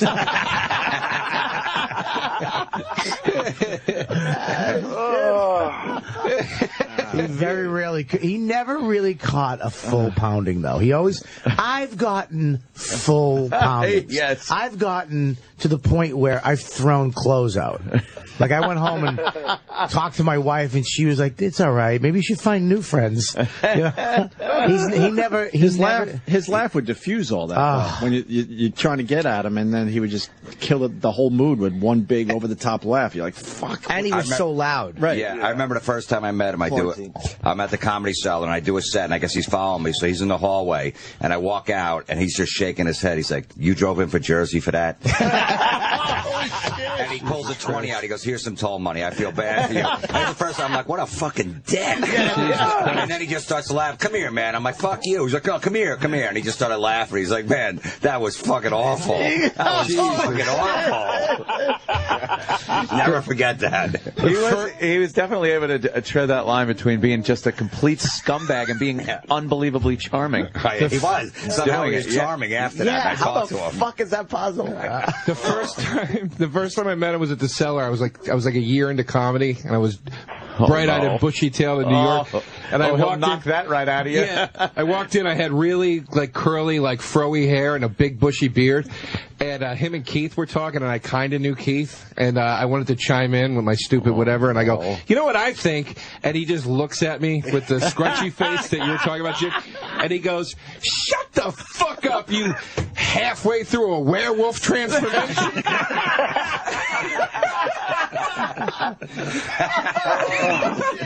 Oh, that's brutal. I didn't speak for 6 months in the Cellar after that. Well, you shouldn't have. That's fucking hilarious. Oh, goddamn. His take on things was always so different. It was always so whoa, okay, and there's that too. You know? Yeah. Just pull it out of nowhere. Yeah, things you just wouldn't fucking think of, Right. He's one of the funniest guys on the... ever. I mean, I watch... You can watch all the greats, Chris Rock, all those fucking guys. I think he's funnier and up there with all of them. Yeah. Especially in person. It's just the industry... If the industry gave him a pass, if somebody said you... Because he didn't want to do it on anybody else's terms. He didn't want to fucking play ball and feel like shit. Because he fucking played ball with people that he regularly wouldn't like, and that he was funnier than, and he knew funny, and they didn't. If they gave him just a he would be the biggest thing of all time. That's why I said he only deals with mid-level Jews. He was talking about the mid-level Jews. He can handle them. Well, I'll tell you, his last Comedy Central special was pretty fucking good, man. It was. It was great. It was a real, true representation of what he's capable of doing. And so oftentimes, we know a lot of guys who never really get that one special that sort of kind of defines their act, but he nailed it. He nailed it in that Comedy Central special. That was a good one. He was a good and stop I know you guys are passing that around, but go fucking buy it. Yeah, don't just watch the whole fucking thing. No, we were saying that before, just because the money's going to go toward his family. Yeah, go buy it and spend the money and have it and own it and fucking support Patrice's family. Are you guys going to do any benefit shows or anything? No, we're never going to do that. No way, not for free. Not for free. I'm kidding. If they give out cool iPads, I'll do it. I got a check for $250 waiting. Yeah, I'm sure we'll wind up doing something. Sure. Fuck yeah. Yeah, we're gonna do something. This is just so new. We'll figure it all out. I forgot what I was gonna say. No. I got a question. Did you guys ever see him bummed out ever? All the time. Sure. I saw him. Really? I remember in L.A. He actually taught me. Patrice was. What do you mean all the time? Well, because we talked all the time. We're always fucking with comics, These comics are always miserable. He should have been. He shouldn't have. He told me. He said, "Dude, I should be more famous than I am. I shouldn't be friends with you." He's like, "I love you, Bobby, but I shouldn't be able to. I shouldn't be as accessible to you as I am. You can just call me." But yeah, man, I remember when in L.A. He was staying with me in L.A. and I was staying in Culver City at a 1-bedroom, and we both did this competition. And he went forward in it, and he, of course he did. He was staying on. He had to come back out. He's staying on my couch, and now I'm not in the competition. He wanted rides to this. He wanted me to drive him to the Laugh Laugh Factory. I was in the competition. I didn't get picked. Now you want me to drive you? But he actually schooled me. He was like, yeah, that's what friends do, you fucking piece of garbage. You drive me. You let me stay at your house. You feed me. That's what you. And I was like, oh, okay. You're right. You're fucking right. That's what we do. We fucking help each other. And I remember he came home after doing it, and he did well. And he just was like, he didn't know if he got it. And he didn't think he did because something happened. It wasn't a perfect set. And I remember he was so fucked up, like, just give me a fucking break. Like, and this was years ago. Yeah. And it just give me one fucking break. I can't. They wanted him to cut something out of his act. And if he did it, he would compromise his set and what he thought was funny. Okay, yeah. And if he didn't, it would be good for to go on in the competition. And he didn't. He didn't. He did. And they fucking let him do his thing, and he got in, and he got the Showtime special. So, I mean, that's one of those defining moments where you cut it, and I'll cut it, go ahead. I just want to be liked and fucking on TV. Right. Most guys would do that. Most guys would go, whatever you want, whatever you're going to do. He would that's why people didn't understand him. He would take that moment and go, if I do this, I know it's not a big deal, but if I do this, I'm changing who I am. I think I am, and I can't fuck you. I'm not cutting anything. You think he was stubborn in that way, or it wasn't I think it's a point in life where you got to choose who the fuck you are. Right. Well, some people always felt like, God, just make that tiny little change, but to him, it felt like a massive. And it's a snowball effect too. Once you make one compromise, then you're gonna just keep doing it. At times uncompromising in an unreasonable way, and he would tell you that. Like there's times where he would look back and probably go like, I wish I had played the game a little bit, because it is a business and you have to do certain things that he wasn't good at doing. And he would say that, like he knew that. My friend was an audio guy on this Comedy Central pilot that him and Voss did. I think they were like roasting people at a wedding or something like that. This is in the early 2000s. And he said that, Patrice had his mic on. He was listening and he abused these Comedy Central executives when they came down to watch the pilot and give notes. He goes, I never heard of fucking bashing before in my life. Ultimately, the pilot never got picked up. He's like, I respect that guy, man, because he just told him that shit ain't funny. I ain't fucking doing it. Wow. Why you here? Why you have a pocket watch? Go home.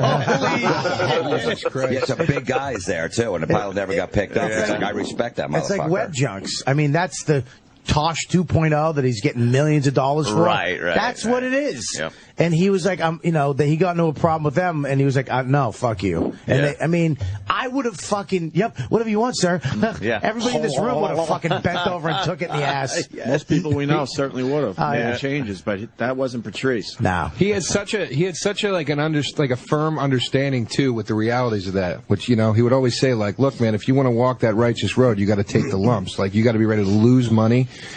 And whatever. And he would talk about, like, if somebody at a club when he was coming up would say, Patrice, don't do that bit where you say cunt or whatever. And he'd go, is it a big deal for me not to do the bit? Not really, but it's just a matter of I can't allow you to tell me to not do it. Because once I open that door a little bit, then it swings open and it never, you know what I mean? It's just the floodgates are open. And a lot of guys aren't familiar with that the way he was. A lot of guys go, I want to be the fucking rebel, but I also want to be loved by everybody. He was also defensive sometimes when he did, like he would do that, and because, everybody wants to succeed and do well. And then when he realized, like, hey, this group actually likes me, then he would just think, oh, okay. Like, he a lot of times was more defensive than he needed to be, because more people were going to like him and be comfortable with him than he thought. Well, he said that one time. He goes, I'd rather make you feel uncomfortable than I feel uncomfortable. Than you make me feel uncomfortable. Like, people come into the room, the execs and the big, powerful people, and you'd feel fucked up. He says, I'd rather just immediately make him feel like a piece of shit than me sitting there feeling like a piece of shit.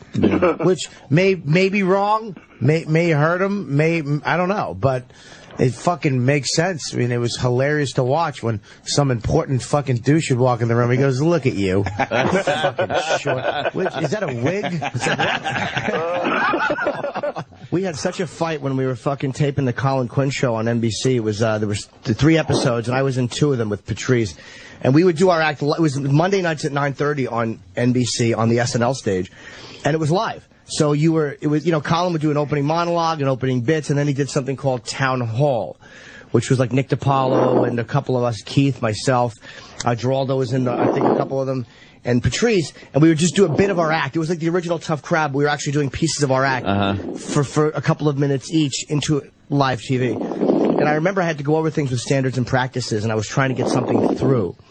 And fucking, he was standing there just shit-talking me and the woman. And I'm like, well, look, why can't I say this? It's about race. And she's like, well, you can't do that. And he's just like, what are you doing? And I'm like, shut the fuck up, would you? This is live television, you asshole. Oh, we had such a fucking fight. And he was wrong. That one he was wrong about. Because he was like just being him. And I'm like, dude, what are you? I'm fucking, this is standards and practices on NBC. I'm doing fucking live TV. Oh. Because when he was nervous, he was, you know, fucking just venting. Do you remember the fight we got in Brazil? I mean, were you there in Brazil?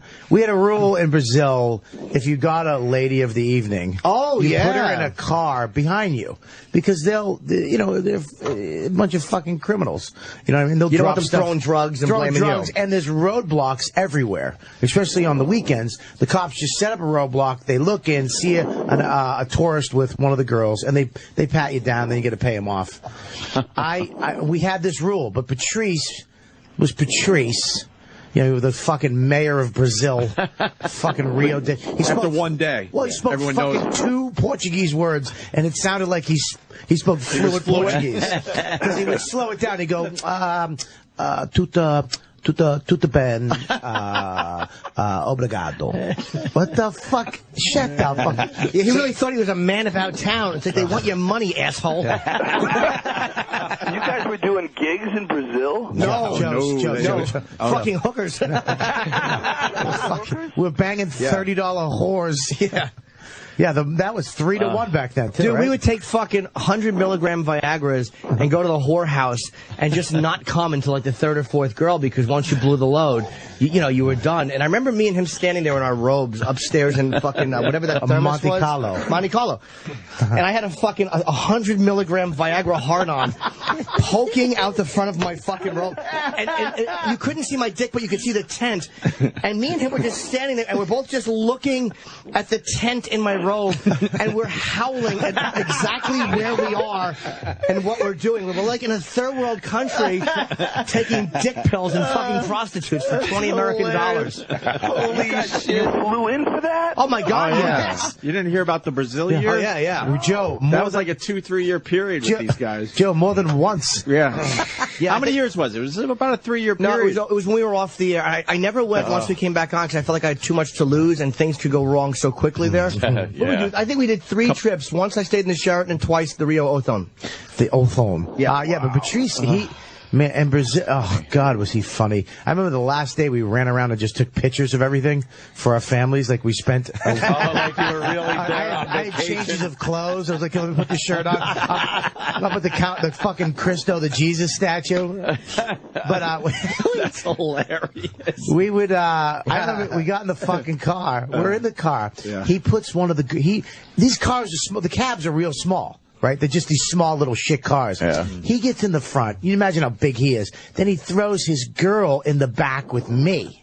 With me. And the rule is no whores in the same car. And I'm going, Patrice, don't put the girl. Put her in the car. She doesn't want to go in the car by herself. She wants to go with Patrice. Right?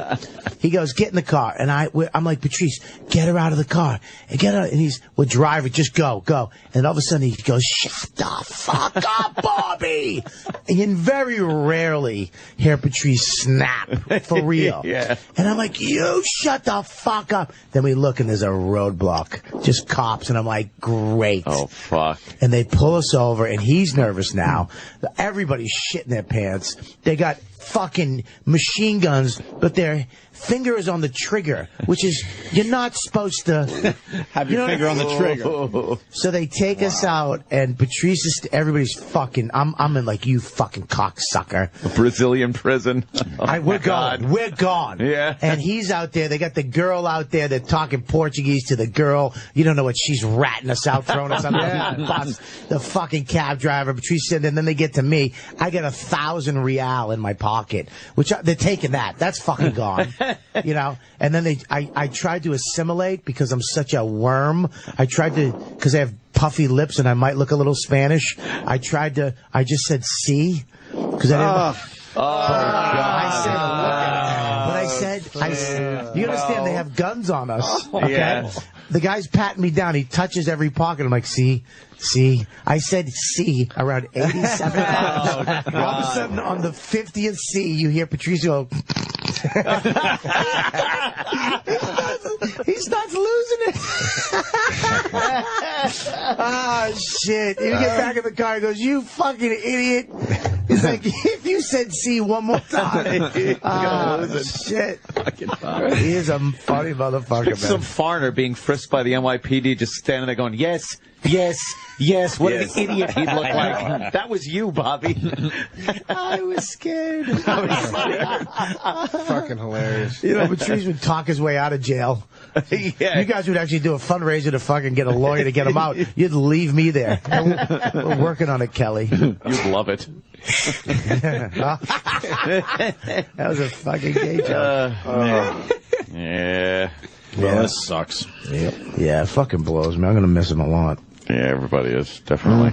Well, Mr. Rogan, anything else, sir? Oh, nothing, man. You know, what can I say? And this is, it's a unique friendship that comics have with each other. You know, there's very few people like us. You know, the only people that are like us are you guys, or radio DJs. You're essentially the same thing. You're just doing it on the radio instead of doing it at a comedy club. Yeah. You know, needy creeps. Yeah. That's all we Needy, all are. damaged creeps. Damaged, needy fucking messes, disasters. Right. We are the best and worst of humans. Yeah. We are the. You only get us. You only get us if you fuck us up when we're young. Yeah. That's true. You have shitty parents and shitty situations growing up. You know, the beautiful thing is it creates, MMA fighters, stand-up comics, musicians, anybody who's like, really fucking determined to express themselves. Trying to hide all this shit inside a rolling paper outer crust. It's just fucking barely there. When they stopped Sandusky when he was fucking that kid, they're like, what are you doing? He's like, I'm making a comic. Like, That kid's going to be brilliant in another 10 years. Shit. Yeah, Joe, well said, brother. Well said. Yeah. Well, there's nothing we can say that's going to make this good. It's just he was awesome. He was awesome when he was alive, and I'm just happy I got to know him. I wish I knew him more. I wish I was around him more. I'd already left Boston, but when he was coming up, and I already left New York when he was there. I was already in L.A. But when I did get to hang out with him, it was awesome. It's weird. It's like, it's funny. It's like, I'm grateful. I said to somebody, like, I had a very complete friendship with him. Like, there's nothing that I say, like, I wish I had said this. Right. I wish I had expressed that. Like, we traveled together. We did You said gigs that to me. together. Oh, was it to you? Yeah, apparently we don't have that, but go ahead. No, I'm right here, Jim. I'm right here. I remember it. You should. You told me that last week, too. Oh, okay. I didn't remember. Fucking shit friend he is. Why? It's my. I don't know who I said it to, but I had a complete friendship sorry, Bob. with. Fuck you. I didn't remember. You were just a big pair of fat ears. I was saying it to. Sorry. I should write down in a notebook. Said to Bob. All right. So listen. I was talking to this fat fuck that I know, and I say, "Oh, sorry, Bob."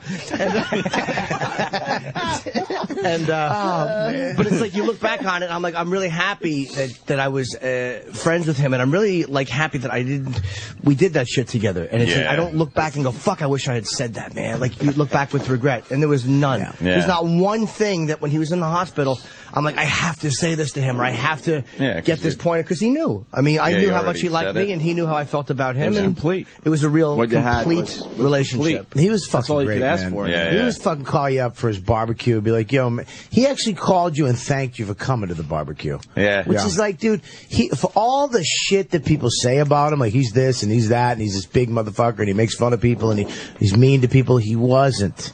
He was funny all the time. All the time. And funny, that's what funny is fucking making fun of people and being as honest as you possibly can. But he was also one of the nicest guys I know. He would call you up and go, yo, man, I just want to call you up and thank you for coming by, man. I appreciate you coming by to my barbecue. It's like, what?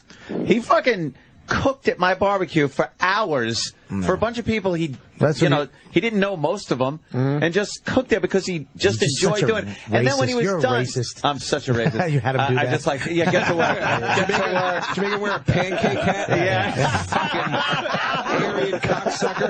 Yeah, he can come if he cooks. Yeah, he's going to cook because I won't have Only it. way I'll let you in my house. Way to spin it today. The only thing he asked for when he was done is like, Kool-Aid? I just want me and my chick to go in and, Kool-Aid and Cheetos. He goes, I just want me and my chick to be able to watch a movie in the theater. Really? And I went downstairs and there were like 5 kids in the theater watching some shit. Yeah, Uncle Paul. And I just walked in there and I was like, I shut the movie off. I was like, all right, Ollie is out. Out. And Patrice is like, oh, you're not going to tell. I'm like, no, I'm doing that. Get out of here. Jesus, Joe, is that your fucking sinuses? What's that noise? Joe. Joe, me? Yeah, you. No, I'm not saying anything. I'm just sitting here. No, you can hear you breathing at your fucking nose into the microphone. His phone needs a windscreen. Sounds like you're trying to blow yourself in a tub. I can't hear anything. My nose? No, it's just like that's what a man breathes like. Yeah. He we're really not used is to a that. man. Probably heard that on the back of his neck. Yeah, exactly. Is it weird to hear that breathing without "Don't tell your mother"?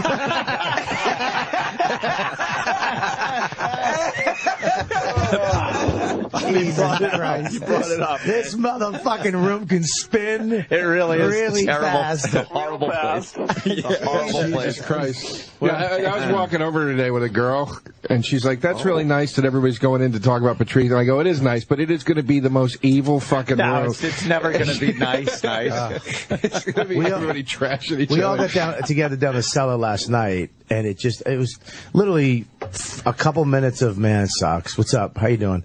And then nice shirts. Yeah. Fucking stupid. And then it just fucking unraveled. It was fucking. Incapable of just keeping that moment Thank in emotion. God. These guys can, I know. I kind of like that. You guys can tip your toes into emotion, but that's about it. It's not true. It's really not true, man. I mean, it's weird. I've had some. I think we're the most. We just don't do it in public. But I've talked to fucking him. I've talked to, I've talked to Patrice. I mean, some serious, deep. I think we're fucking crazy. That's one of the things that fucks us is that we're so emotional. We have such fucking light skin. It's like fucking the crust of a fucking tapioca pudding. It's just fucking mushy douchebags we are. He's trying to make a thin-skinned analogy. Always brings it back to food, doesn't he? He really does. It's like the crust of a delicious tapioca with a little brown sugar on it. Cinnamon. I like cinnamon. Speaking of which, can you guys send an order out right now? I'm starving over here. We can get some food for There's everyone. nobody in this room in shape except for Anthony. Florentine's in shape. Look at Florentine's. Let me see. arm. Look at Jimmy. Florentine's Jim looks arms. good. Let me see. It's all right. No, take your shirt off, Jim. No, but I wanted to say about Patrice. I mean, he did have a serious side. Like, my ex-girlfriend passed away, and he was close to her. He loved her. He's like, she was my favorite. And he called me like 3 days a week for like the first month. Oh, wow. And I was afraid to pick up the phone the first time, so I really thought he was just going to tear into me. Oh, you shit. ain't over that shit. Yeah, ain't you fucking up bitches? But he would just call and we'd talk like that. So, he did show a human side. Yeah. And then about 3 months later, he's like, you ain't over this shit? Yeah, get the fuck out there. I'm going to tell you what a fucking piece of shit he could be, too. I'm going to tell you a story right now that I've never told anybody. I got a couple more. I got like 4 more piece of shit stories. And I love this. I love them so much, and I understood them so well that I let this go. But anybody else should have never talked to this fucking idiot. My wife last year, I think it was last year, not this year's October, the last October, she planned a surprise birthday party for me. Huge. Okay, event. It was supposed to be 100 people and fucking burlesque dancers, and then Geraldo passed away. on the night that the party was supposed to take place. So she had That was his wake. Oh, right. Okay, she had to cancel it and make it, literally the last second, rearrange everything and make it into a small restaurant. And she could only afford a couple, a small amount of people. She wanted to roast you. She wanted us to go up and roast you a little bit and fuck with you. It was going to be huge, a huge event. And she told all my friends.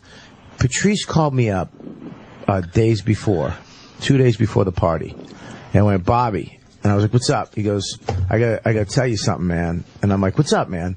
He goes, your wife's planning a surprise party for you, right? And I'm like, what? What the fuck? And he goes, I just want to let you know, man, because I don't like surprises. He goes, I don't know if you like surprises like that. I don't know if you like that type of shit, so... and I go, maybe you should have opened with, do you like surprises? And I would have said, yes, I love fucking surprises. I'm a lonely piece of shit. I love surprises. He was looking out for you. I fucking knew you knew. I fucking knew you knew when you walked in. I was like, he's not surprised. It was whoa, what a surprise!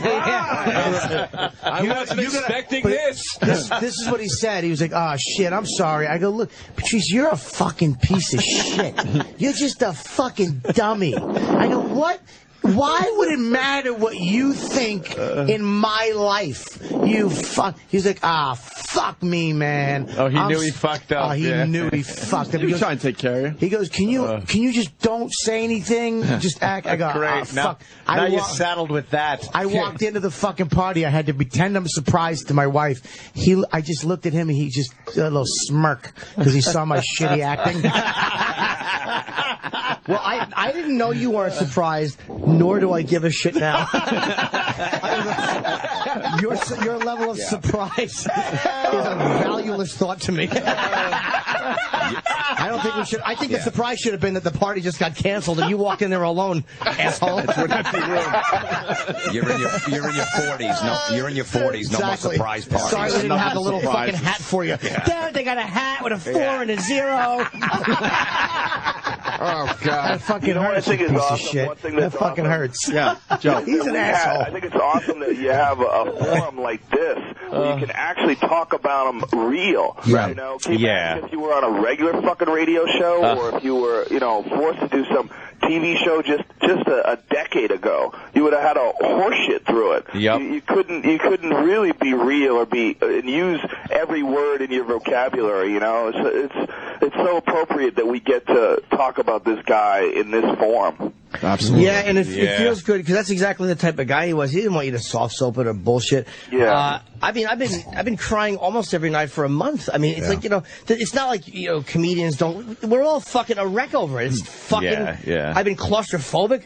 I haven't been able to sleep. I've been waking up just thinking of him laying there. Like it's been a fucking. I have dreams. Nightmare. I have dreams that he gets up. I've been having dreams for the last month that he's up and we're hanging out and he's a little fucked up and he's got a cane, but we're talking and and then you wake up and you're like, fuck, you start crying and you're like, what the fuck? And, that's always the weirdest thing when someone passes, when you have dreams about them being okay. And then, I had a few dreams about Phil Hartman after he died, that were like really, really realistic. For people who don't know, his wife shot him in his sleep and then shot herself. And it was really fucked up at the time. I had never known anybody that got shot before. It was, especially someone who got shot by someone else I knew. But I would have all these dreams about him being alive. And then you wake up and like, God damn, it's the weirdest fucking feeling to have a dream about someone that you really love and care about, and then they're gone. And then you're in the dream that you're talking to them, and it's just like the old times, and you're like, man, I didn't really appreciate those fucking old times as much as I do now. Yeah, it was a letdown too when you wake up. It's so weird though because like after the dream's done, and you wake up, you have the memory of it, so it's almost like you got to hang out with him again. One more time. Because it's a new situation. Yeah. It's it's very weird. But then you realize it's just, manifest in your own head, and they had no input whatsoever. It was just your dumb fucking idea of the person. Yeah. Yeah.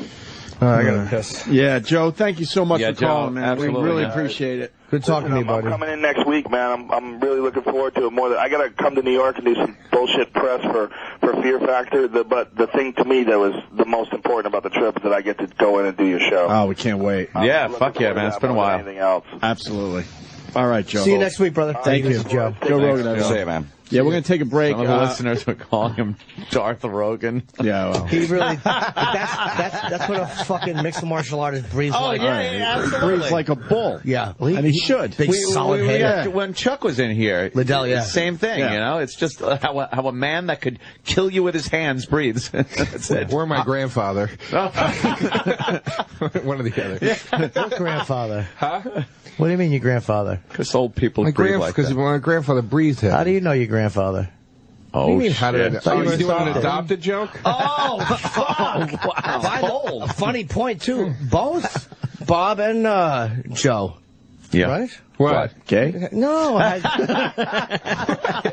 What? You told him? What does he do? I don't know. You were adopted, right? Yeah, yeah. But you had stepfather. Oh, yeah. I had a stepfather. I had two stepfathers and one foster father. Right. Jesus. But you were adopted or no? Hence Never the adopted. fucking need. No, never adopted. Oh, I thought you were adopted. No, I had two stepfathers and one foster father. And then one real dad that I haven't talked to in 20 years. Oh, boy. Do you know how fucking hilarious it is to watch two best friends, like the two of you, one of them go, "Really, Bob? I thought you were adopted." For all Hash these... out something that is so like it's now in life. It should be known like the first week you know each other. But no. That's pretty important. I told him that. I told him. He knows that. Important. All right, Florentine just goes, "That's pretty important." But I don't remember because I'm just thinking. I told him that. Yeah. I told him that. I'm just thinking of all the times we made fun of you for not being Irish. I'm like, oh, I thought you were adopted. That's because Quinn says I look like I was, my great-great-grandmother was raped on the Khyber Pass. Oh, Jesus. I remember watching Keith Rabbit. Actually, one of the first things I ever did in New York was Stop guys... pointing your fucking thin Dick Van Dyke finger at me. Oh, you stupid fucking ligaments. Norton, Bobby, and Keith brought me to open for you guys at a college when I was like a few months into the city. It was one of the first things I ever did. And I was watching them all trash each other outside. Like, oh my God, this is the meanest thing I've ever seen in my life. And Bobby's uncle was there. And Keith just goes, "God damn it, you're not his uncle. There's a Puerto Rican in this family somewhere. We're going to get to the bottom of it." And I was like, you can talk like that to somebody's uncle? You know what I mean? Like, I thought you had to be respectful of people's families and shit. Respectful. Nah. Fucking the funniest thing, we went to a Dunkin' Donuts. They're standing at the counter ordering with some kid. Some 14-year-old girl walks out of the back of the kitchen. She walks up to Keith and she goes, "Do you want anything?" And Keith just goes, "I want you to shut your trap." I remember that. I remember that. Bobby ran. I've never seen Bobby embarrassed. He ran out of the Dunkin' Donuts and he was laughing. He's going, "What the fuck's wrong with you, dude? What the fuck is wrong with you?" Fucking Robinson is funny sometimes. Not on stage, but in life. God damn. Just got you. Can I do anything? I want you to shut your trap. Your trap. But, you know, it's obviously a very, very sad thing to know that you weren't surprised. That motherfucker. I never... literally, the only people that know was me and Patrice. My wife doesn't even know. And I felt like shit. But that fucking cocksucker. But I still... You know what the thing is? You get mad at him. And even, you know, we all get mad at each other. I was like, dude, I still love you, you fucking idiot. You fucking... The whole concept of the party was a joke. Because I never had a birthday party. And so fucking DeRosa throws his own party for himself once a year for industry. You make it for industry. Yeah, you go there. He's not even talking to his friends. Keith wasn't even invited one year. It's just fucking Comedy Central heads. It's my best friend. How did you become friends with him? At one of my birthday parties? Fuck you. God damn, you invite people to a bar to drink. You make it sound like I'm hanging fucking streamers up and, you know, and putting out a food spread. I just put your fucking resume out, too. Listen, it's a party like Billy Bats. My party. Exactly. Don't get nervous. We should definitely take a break. Bill Burr is standing by and others. I want to play the clip Rogan was talking about. You got that, E-Rock? Oh, the Fox News one? Fox News thing, no. We usually... Sam, can you play it off the fucking internet for us? Yeah. Sam, get their stat. Yeah, quick. Rogan boy, this is really going to take forever. Rogan was pointing out a clip that really describes what Patrice is all about, and I want to play that. Most of you have heard this a bunch of times. It's still great, though. Yeah, it's worth playing. Yeah, he was commenting on our suspension for the Homeless Charlie bit when Homeless Charlie was in the studio talking about raping Condoleezza Rice and whatnot. Right. And he was on there defending freedom of speech and in his own inimitable style. Right. And there was a woman from National Organization of Women on. Oh, we love those people. And he just schooled the shit out of her. It was fantastic. He talked to her the way she should be talked to. Right. Right. Mm-hmm. Right. And he was never back on Fox again after that? No, because he was so dirty. That's beautiful. And he another bridge gone. Is this it? Nick? Yeah. Okay, yeah, just play it Cool. as we go to break. Right. Bill Burr next. Stay there. Next up on the chopping block, XM satellite radio DJs Opie and Anthony. They're under fire now for airing joking comments about raping Secretary of State Condoleezza Rice. Will they be the next to go? Is radio cleaning house after the Imus debacle? With me now, New City President Sonia Osorio. She took part in a recent protest calling for radio stations to stop supporting negative language in music and talk radio, and also our favorite stand-up comic, Patrice O'Neill. Oh, thank you, sir. Patrice, are O&A next? I hope not. I wish JV and I was in losing job or Imus. It's funny. This is the thing. I don't know her, but I'm assuming that she has nothing to do with funny. So I'm gonna speak as the expert on funny. Funny people should just be left to trying to be funny. What if they're not funny? Then you made a mistake. But how many times has how many unfunny rape jokes lead to rape? Like, I don't know how many jokes about rape there are. There's a lot. But your world is not funny. Your world is next on the big story. My world is people trying to be funny. Well, I mean, you think it's okay to try to make jokes about rape? I'm diabetic. I make fun of that. I'm a victim. I might lose a toe. But I'm trying to make fun of. I'm trying to make fun of anything I think I can make fun of. Sonia? You know, what's happening now is the marketplace is deciding what's appropriate or what's not appropriate. I think the nation is just tired. There's a new mood in the nation. What nation? The nation. You know what? We're tired of things that are just the nation is paper and you? I'm not the nation. I'm just speaking for me and funny. You're speaking for the nation, or you're speaking for... Yeah, you know why? Because I remember 6 years ago doing something against Anthony Opie because they were just so outrageous, and their violent images that they put out to women was just uncalled for. And now I think people... You think they were trying to be funny? I think now people in this country... Do you think they were trying to be funny? Tired. You know what? I don't care if they were trying to be funny. That's what I'm saying. Why are you in that business? I've been to your show once, and it wasn't very funny being a woman. It was in your hilarious. Show, when you talked about... That's why she doesn't like me. I was in the paper with her, and the joke is hilarious, called The Angry Pirate. And the lady who wrote it in her outrage didn't even know what it meant, and anybody who read it laughed, because they know what funny... You're not living in the context of funny. You're living in the context of fire. Have every right to be as funny as they want. They can go out and try to be as funny as they want, make as much money being as funny as they want. This is what's happening. There is a change in this country. People are realizing they have an opportunity to speak out, and advertisers are listening. Radio stations are listening. You're not talking to who I talk to. And you're not going to get paid as much money anymore. Sonia and Patrice, That's look what at it this. is. The marketplace More is CBS speaking. radio firings. They've been on a tear lately. All right.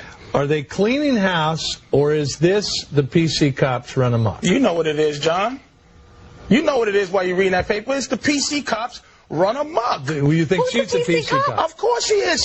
She has an entire encyclopedia of her stance on it, but it's no passion involved. It's not a real... This is just what she has to say. We are outraged and fired and fired and fired. Name calling. I'm outraged. I am outraged. You should be outraged. I am a fool.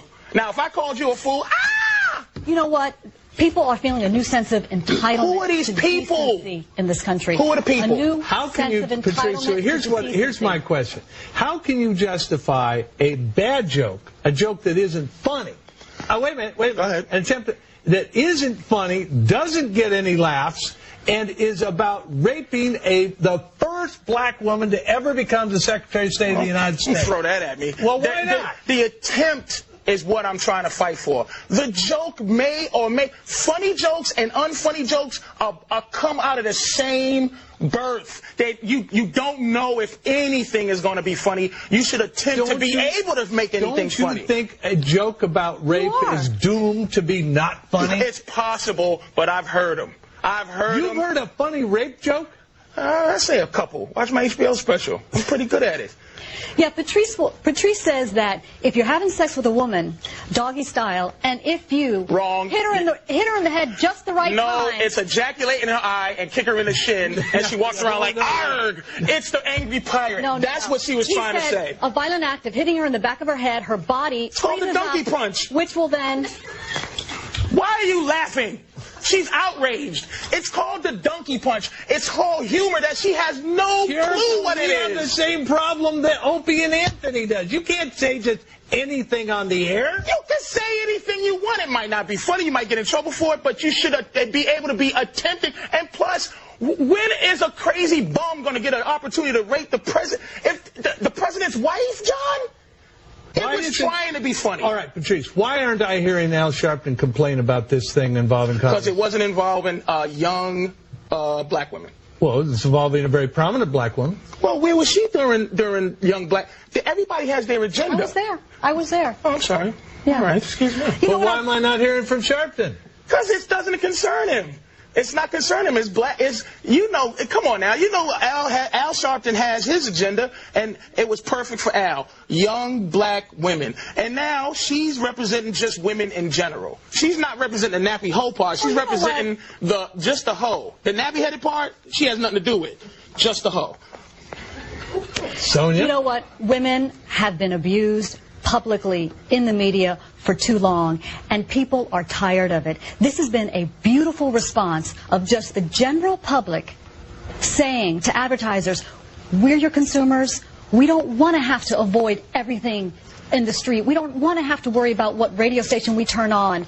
And there is some really derogatory, violent thing to deal with. You're going to get all your information, ma'am, is secondhand from someone making you aware that someone said something that you should be upset about. It's a shame. Your constituency, the people you represent aren't all victims in this matter. Patrice O'Neill, thank you very much. Sonia Osorio, thanks to both of you. Appreciate it. Time for Big Politics. The Opie and Anthony Show.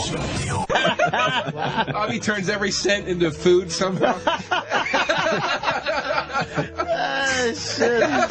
Bobby had to take one of my Pop-Tarts. You threw it at him, he caught it, and Pop-Tart went flying everywhere. Well, that was his teeth. He started eating it. It is true. You While don't it was have still one in the air. Pop-Tart. He tried to eat like a fucking seal, throwing him a fish. Can you tell the open micers to stop chatting like we're not on the radio? That's just mean now. We're on the radio. Stop whispering, shit dicks. Here's the deal to set the mood here. We got Bob Kelly eating one of my Pop-Tarts. Mm-hmm. We got Colin Quinn has arrived. Yeah, with his fucking gay coat. Oh, gay coat? He borrowed Mary Tyler Moore's jacket.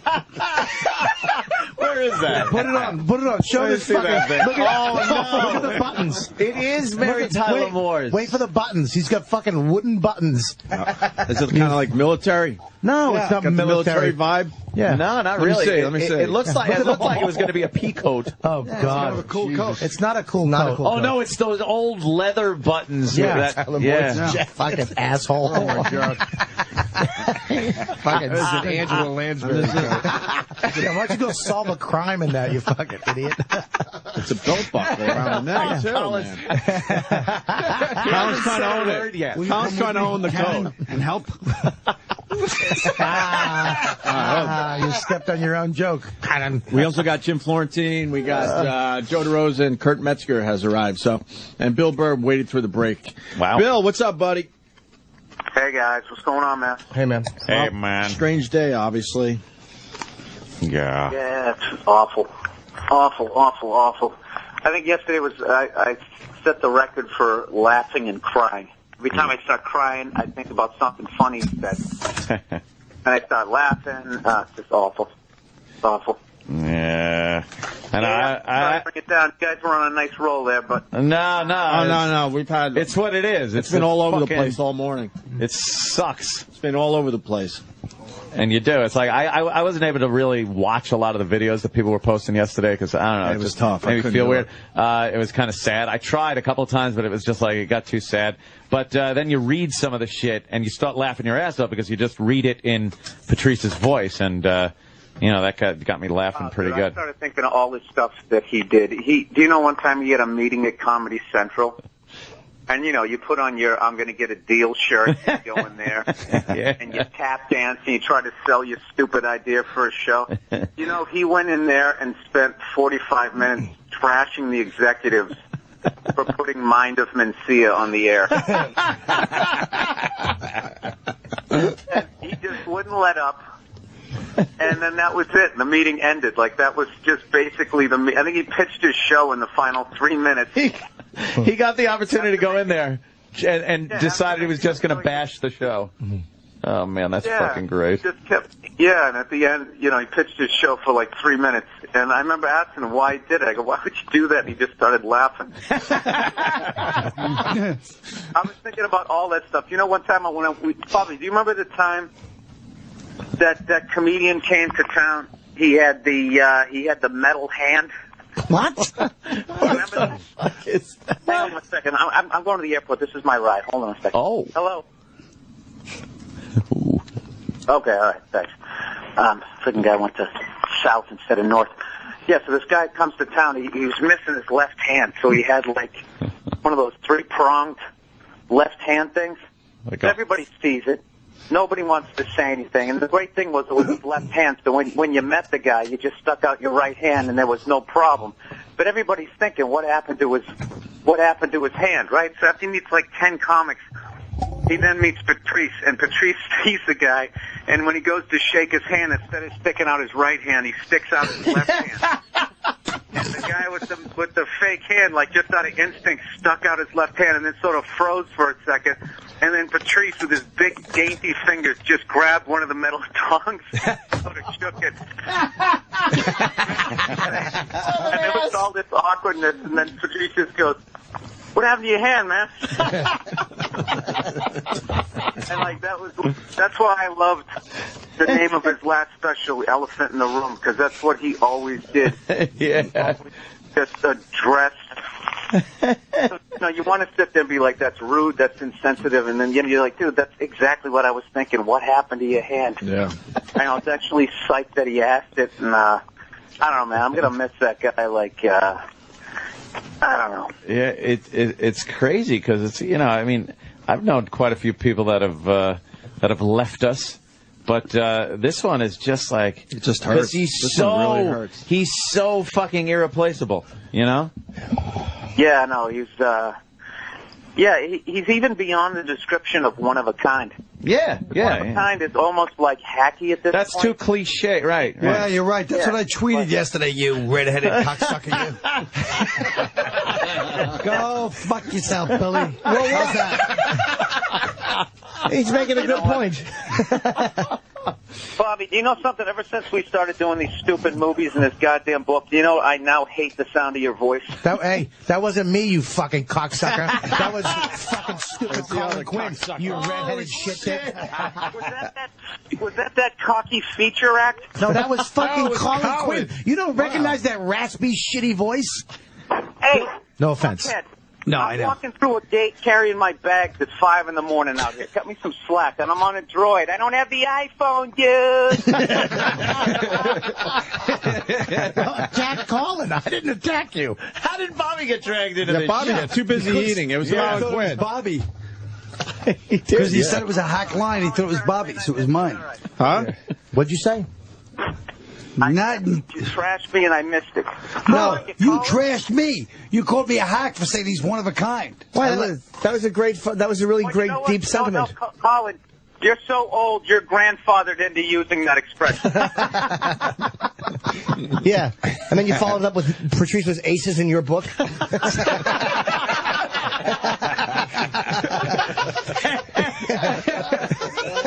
I thought he was just swell. He's in cat's pajamas. Owen said 5 words since he's come in here. He's just getting shit on. As he should. As he should with that fucking stupid gay Pico. I don't know what the problem is. It's a lovely jacket, It's Bob. not a lovely. It's a lovely jacket if you're an 85-year-old woman. Where you going, Bill? Going to go do some gig in Western Massachusetts. You know, every time I go, I still get nervous when I perform out there because a long time ago in Lee, Massachusetts, exit 2 off the Mass Pike, somebody threw a dinner roll at me when I was performing and doing stand-up in some restaurant. Oh, shit. That's pretty degrading. That's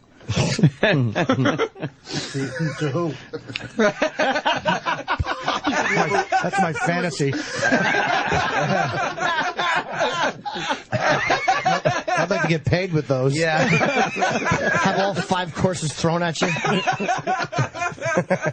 Jesus, Joe. Just like that a little too much there, Bob. Why wouldn't that fucking Arab like it? I like the fact that Bill Burr secretly hates your voice, and that came out. That makes me really happy. I know, it really did. Billy's real feelings come out. Yeah. Holy shit, he snapped, right? Yeah. All right, or maybe not. Ever since we started doing stuff together, you guys we never call for fun anymore. It's always like, yeah, we got to edit this thing. I hate you guys. What are you doing, a book on tape or something? No, we're writing a book, stupid. Oh, sorry. Like you should have. Yeah, I know. Well, You should what write are a you book gonna do? about your fucking... I'll do that. Oh, your midlife crisis. My I had midlife crisis going on at 12. Yeah. I swear. Well, I hope that Dummy wants to buy a jet ski for his pool. Come on over, guys. How many parties can you have? It's never going to fill the hole. Fucking asshole. Just get old gracefully, get a pair of glasses, and borrow Fag's coat. Well, you know, I'm not sure I like my new nickname. You don't like that one, Colin? Fags coat.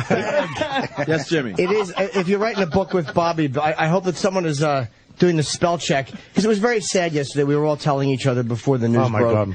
And, you know, it's always nice when Matt Frost called me, but when you get a text from Bob Kelly, can you read that right there under the photo? I said he wished he could. You can't. Get his glasses. Oh, God, yeah, okay. Yeah, Can I read read it? Can I guess it? Wait. Wow, you're squinting bad. Wow. Anthony. Get Boy, LASIK. Anthony, we're on Jim. radio. They don't know you can't see. I Fake can't it. see. Wait, you Can can't I- read that? No, I can. I have to squint, though. You want me to? Really bad. Yeah, just I put off alibi for right under the picture. I put off glasses for Under the 3 picture. years. Jesus I've been Christ. squinting. It just hurts. Yeah.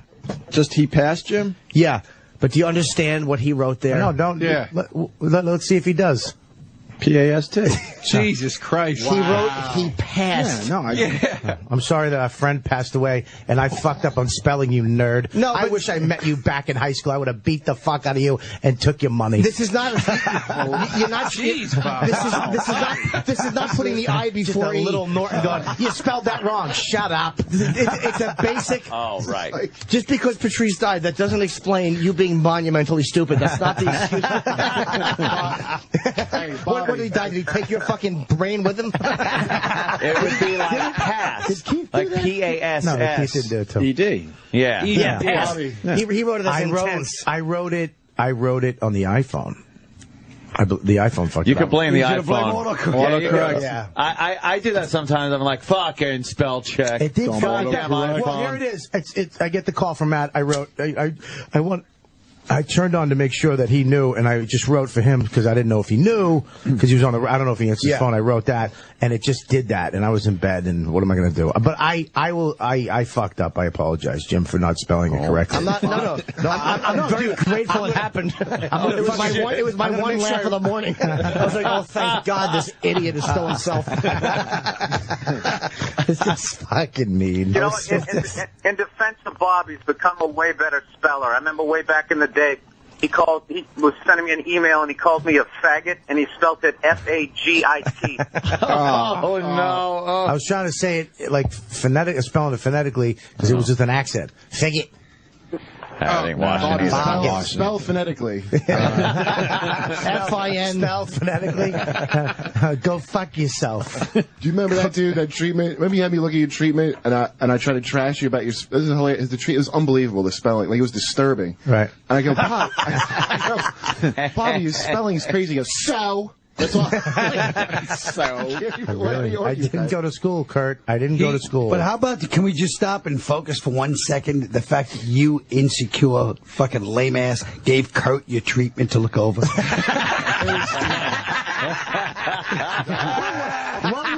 guy you just called an open micer about 3 seconds ago.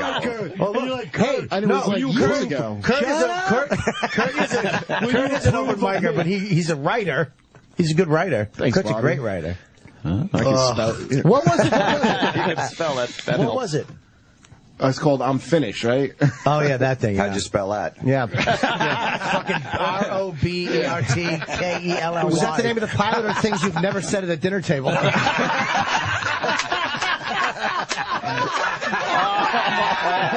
God damn.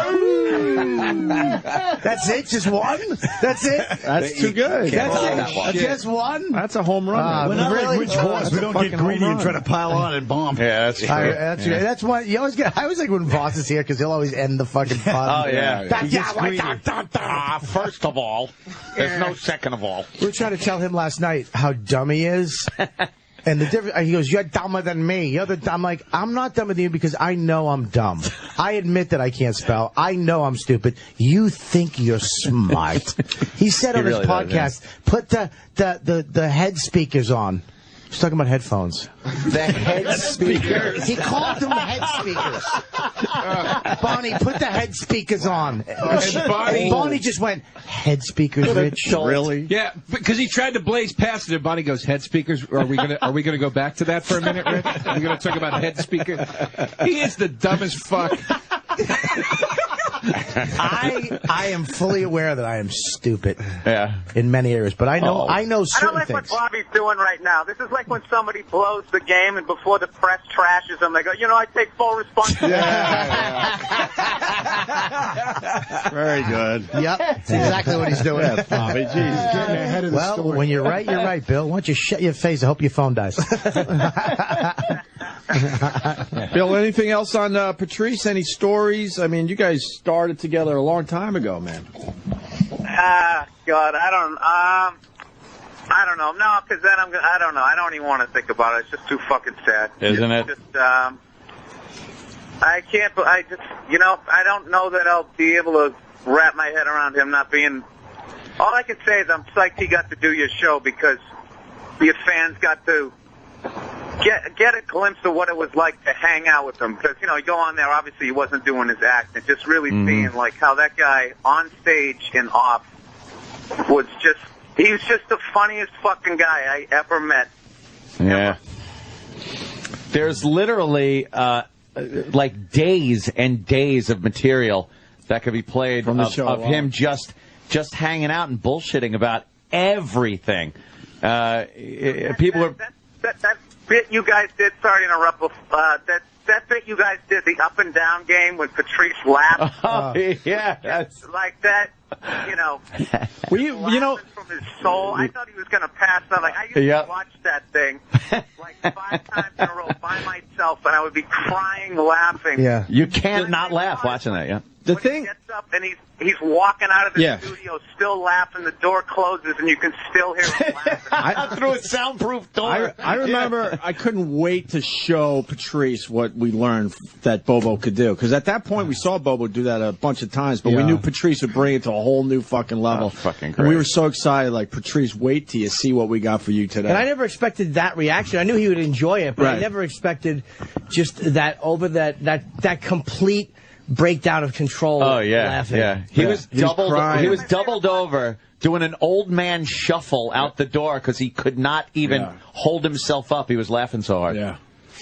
No, my favorite part is Jim never breaks character and just keeps going. Yeah. Keeps going. Start talking about the Mets. I never would have been able to hold it together. When he started repeatedly screaming, "Oh my God! Oh my God!" That's the funniest. That's the funniest thing ever. Watching him, what's great too is when you watch him shake when he's about to lose it, and you watch him, he's sitting in the chair and he's smiling, and then you just see his body losing control. He starts to like shake.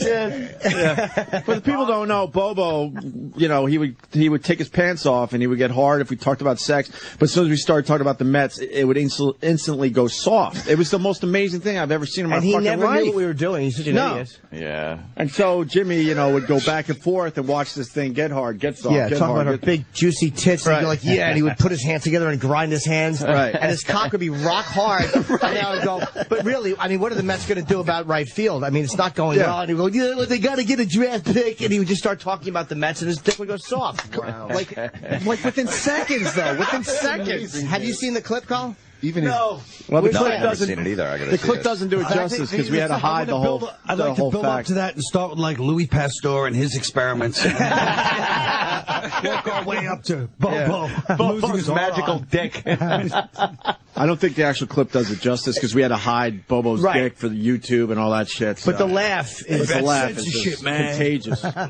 Censorship. Yeah, no, that's one of those laughs where even if you didn't know them, you're just laughing at how hard somebody's laughing, man. Yeah. I don't think I've ever seen anybody laugh that hard. No, fucking. And he had the Great. greatest laugh, so you just combine the two. Oh my God! Everyone in the room would be laughing just as hard as him. Why does We would Opie follow have his lead? Why does Opie have a fucking coat thing? Why does he get to hang his coat and hat up, and you guys don't? Do you know what a pain in the ass it was to get that coat rack put Why in do you here? have a It was coat for rack everyone. thing? There's only two. Everyone. There's There's two fucking prongs things. on it. Everyone. Who's going to walk behind you and hang their jacket? I asked for a goddamn coat rack. You put it up right behind you. Your stuff's up nice and neat. These fucking scumbags have to look at his all in his chair. I'm not even wearing one. He doesn't even have a today. coat because he doesn't like. I know He can't hang it. I know it's mild. Hey, Colin, you want to hang your jacket where Rhoda hangs hers?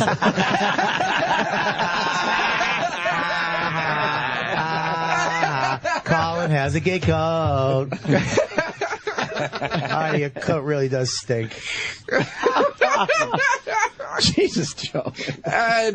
Rhoda made me laugh really hard. I like how Bob Kelly got Wait, hold on 1 second. Oh, fuck, I was just lining up. Oh, go ahead, go ahead. No, forget it. Now it's over. Go ahead, It's Tony. okay, Sorry. Colin. Go ahead, what were you going to say? No. The moment's Go ahead. No, passed. it hasn't. Go ahead, try it again. If it bombs, so what? Go ahead. Go ahead. No, I'm not going to say it. No, I'll say what I was going to say when I ruined. Go ahead. I don't like the fact that DeRosa used the alternative comedy. Rhoda really made me laugh. Fuck you. You didn't say that, did you? He did. No.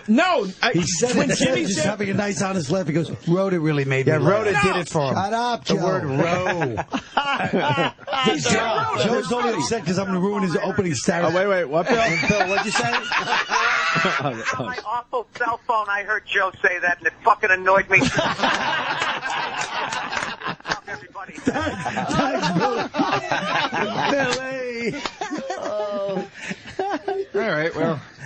Boy, that turned. Fuck you, cunts. God damn it.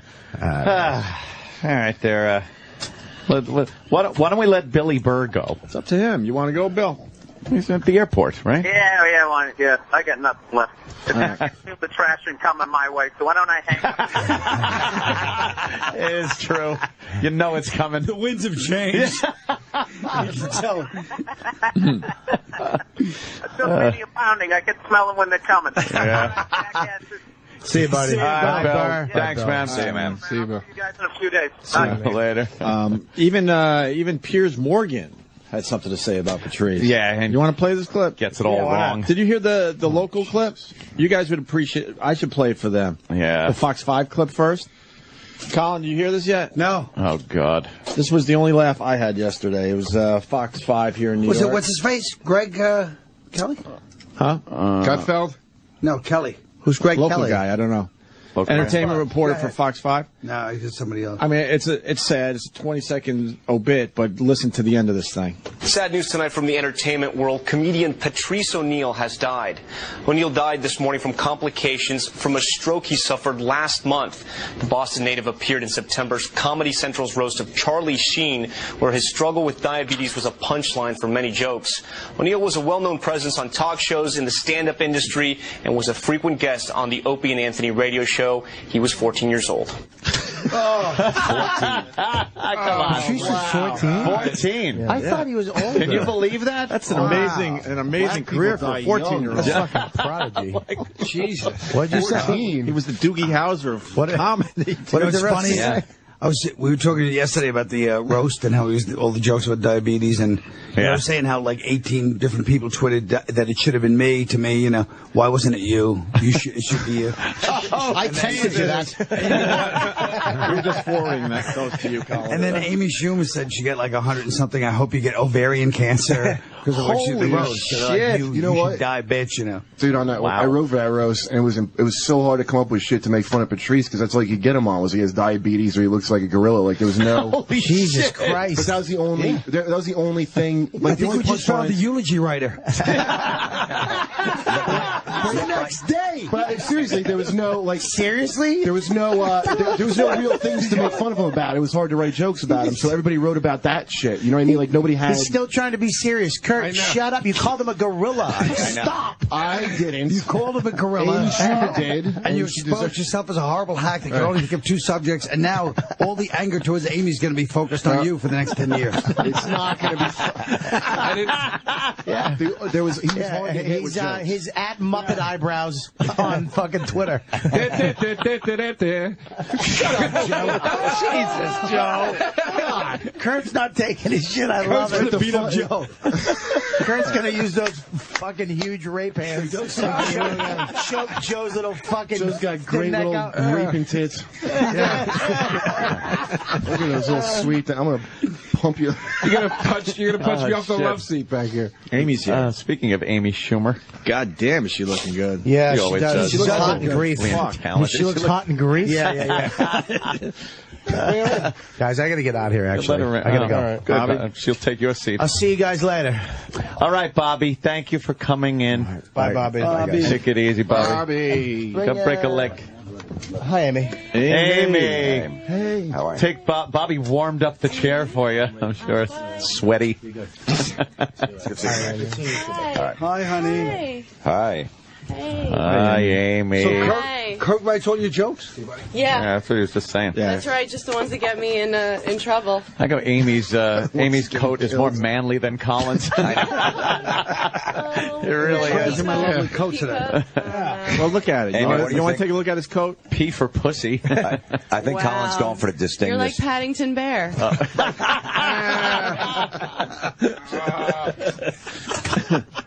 Right, you're a distinguished gentleman's coat. Yeah. That's what he's going for. What do you think? Yeah, he's definitely hitting the nail on the head there. Show with a nice collar buckle. Yeah. It does. It has got a collar It's a buckle. handy ball gag. No buckle. longer a man. You guys really should switch coats before we're done here today. Yeah. Why are you holding your coat? Because everyone asked me to show it to Amy. I was just displaying it. I was doing what I was Colin, you want me to hang up the coat? You think someone's going I to was steal it? wondering why, in the middle of this, like, trashing, you weren't just sitting there scowling at me. He was like, what's his fucking problem, man? He was waiting his turn. He was. But you know what Billy was revving saying up. about Patrice? Yeah. I was thinking that just reminded me when we started doing the show, and before we did Tough Crowd, we did it on NBC a couple of times. And I remember I was always like, "Oh, don't leave him alone." You know, he was just like so new to the business. It was like the only thing he'd ever had, and I knew, like, don't leave him alone with any of these fucking NBC executives. Oh shit, yeah. And then I remember one time just walking in it, and it was like a soundproof office. Like every time I left him alone with Lauren, anybody, something horrible would happen. But just a soundproof office, and it was like some guy from the West Coast was in town. And it was just him and the guy on the West Coast. And he was sitting there, and I looked over at the guy, and he had this horrified look on his face. And Patrice was talking as if, a couple of guys having a conversation. And I just walked in, and I heard, like, pussy and bitches. Like he was just like spouting to this like white guy in his 50s in a fucking suit. But it's just like as if he's having a conversation with fucking, Will at the cellar. And it's just like, and the guy just had this horrified, like his face was pasty white. He gave no respect. No. That's what he would do, though. Yeah. It's a pretty accurate description. He gave him no respect. Right, yeah. People that didn't deserve it. Another big producer once. I remember at the cellar, this guy was doing like a movie, and it was like, hey Patrice, like, and I thought I still said there had to be a slight scintilla of non-destructiveness. I go, Patrice, this guy's doing it, and the guy goes, hi, I heard a lot about you. And Patrice is at the bar at the cellar, and he turns around like fucking royalty, like this, and then just turns away. A little dainty handshake. Yeah. Jesus Christ. He drove me out to one of Ant's barbecues one time. He's like, I'll pick you up. And I was so touched that he was giving me a ride that I spent 2 hours making him these rap CDs. I made him like 3. Oh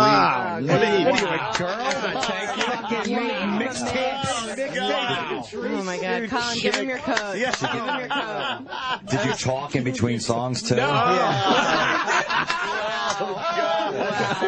A personal story before every song. Wow, Joe. I made him 3 rap CDs. I was like, these are songs he probably doesn't have. He'll Now, appreciate Jerry, this. I imagine the band striking up the music. What a Oh, geez. Wow, dude. Christ, a mixtape for Patrice. Trying to do this now. I can't. What were some of the songs on there? It was all rap songs. Give me a couple. They were all like I Need like Love you're gonna by know Cool J. Yeah, I Need Love by Cool J. Doing it. Yeah, doing it well. Hey Love. Yeah. You can do Some it, Boys put your to back Men. into it. It's so hard to say goodbye to yesterday. No. No, I made him like, I was like, dude, I appreciate you giving me a ride, man. I know you're not going to take gas money. I made you these, I thought you might enjoy these for when you're driving around. Gas money. Yeah. He goes, all right, like that, right? Because you just came out of the closet to him, dude. That's why. That's a long ride. Oh, God damn. He put every I swear to God, every CD he put it in back to back, and he just sat there, 2 seconds of each song. You go. Oh shit! Next. Literally through each CD, and he goes, I mean, Joe, goddamn, I mean, you didn't appreciate that I appreciate the gesture and all, I guess, but you recognize that you're a white rap historian. Wow. Yeah, I think there were. This is twin hype, Patrice, in the '90s. I think there was that he called me cracker a few times in between songs, and but the funny is that when he found out I was Egyptian, he'd call me up like on Thanksgiving. He'd be like, Joe, you want to come over for Thanksgiving? I go, I can't. I'm doing stuff with my family. He goes, you know what, Joe? I'm tired of you pretending you're white.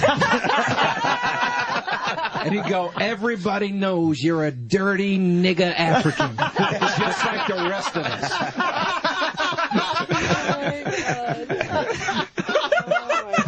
I remember when I sent Patrice a text that I was having a kid. He calls up. I see him call him. I think he's going to graduate. He's like, the first thing he says, please tell me the bitch is white. That's all he said. Oh, shit. I'll never forget, I was at the comic strip Christmas party, and I brought this girl, and she was really hot, and Patrice is just looking her up and down. He goes, you got this in the bag? I go, yeah. He goes, so I could say whatever I want? I go, yeah. He goes, you sure? I don't want to ruin it for you. Why would you say yeah? Why would you say yeah? I was like, no, it's fine. So he just went over. He goes, you like this guy? And she's like, yeah, he's really funny. He's like, do you know his opening joke is the difference between alcohol and marijuana? You realize that? She's like, yeah, he's really funny. Yeah, I know that one. That's good. You realize he does voices of puppets on TV. That's like my favorite show. And he goes, you're just a dumb bitch. And the girl's like, how can you say he's your friend? I'm like, he's joking. She's like, how is that a joke? He just called me a dumb bitch. Holy fuck. Fucking A. He ended a couple of my relationships early. Yeah. He did, yeah. Early. Just, you'd see him get that look in his eye, like, and you didn't know what mood Patrice is going to be in. He could be the most lovely, like, little angel, or just, he would just slowly turn. It was like slow-mo, and I saw him sizing up the dude dude I was with, and I'm like, no, running over. It was too late. Just trashed this guy's life. The guy, I don't think he ever got an erection again. I went to a dinner party one time. We used to have the same manager, and they invited us to this dinner party. I showed up with a second date with the girl, and I was trying so hard to impress her. I walk in with her. Patrice goes, "Hey, what's up, Joe? Who's this?" And I go, "It's Melissa." And he goes, "Hey, Melissa, did you fuck him yet? Did you fuck Joe yet?" And she goes, "No." And he goes, "You should fuck him. He's a good dude. Fuck this dude." I'm like, all right, let's have hors d'oeuvres now. Obviously, Amy Schumer is here, and now Louis C.K. has entered the studio. Hey, Louis. Morning, guys. Hello. Hello. How you doing, man? Like everybody that Twittered yesterday. Yeah. I didn't Amazing. tweet. You didn't tweet? No. I always feels phony. Phony? Really? Well, the thing, my heart goes out. Well, yeah, it depends on. Well, if you word it like Colin, then it comes off as insensitive and hacked. No, put on Colin's coat and say it. No, it's not that it's phony at all. It's just to me, It's just not your thing. Yeah, I don't know. Yeah. I never tweet about anything, and so. And all of a sudden you can tweet about something like. Yeah, I don't know. I don't know why I don't do it. Because I don't love anybody that much. I don't care. Wait till you see Colin's coat. I made a witty remark. Oh, boy, he's but defending it. At the beginning of my witticism, I happened to throw in Patrice's one of a kind. So, you kind of let it one of fly. a kind. Right. So then They Bill broke Burr the just called mold. on the phone and from the airport. Mm-hmm. And goes, I don't want to leave any tweet like some one of a kind, some hack fucking quote. And I thought at first he saw my quote and was busting my balls, but he was just saying, He really meant it. Worse. Even worse, he really meant it, not knowing what you wrote. Terrible. How about the fact that he didn't know what you even wrote? No. Yeah. No idea. That's and he didn't insensitive. bother to investigate the full thing that I wrote. That's what hurt the most. True. He just picked out the one hack. One. Showing your age part.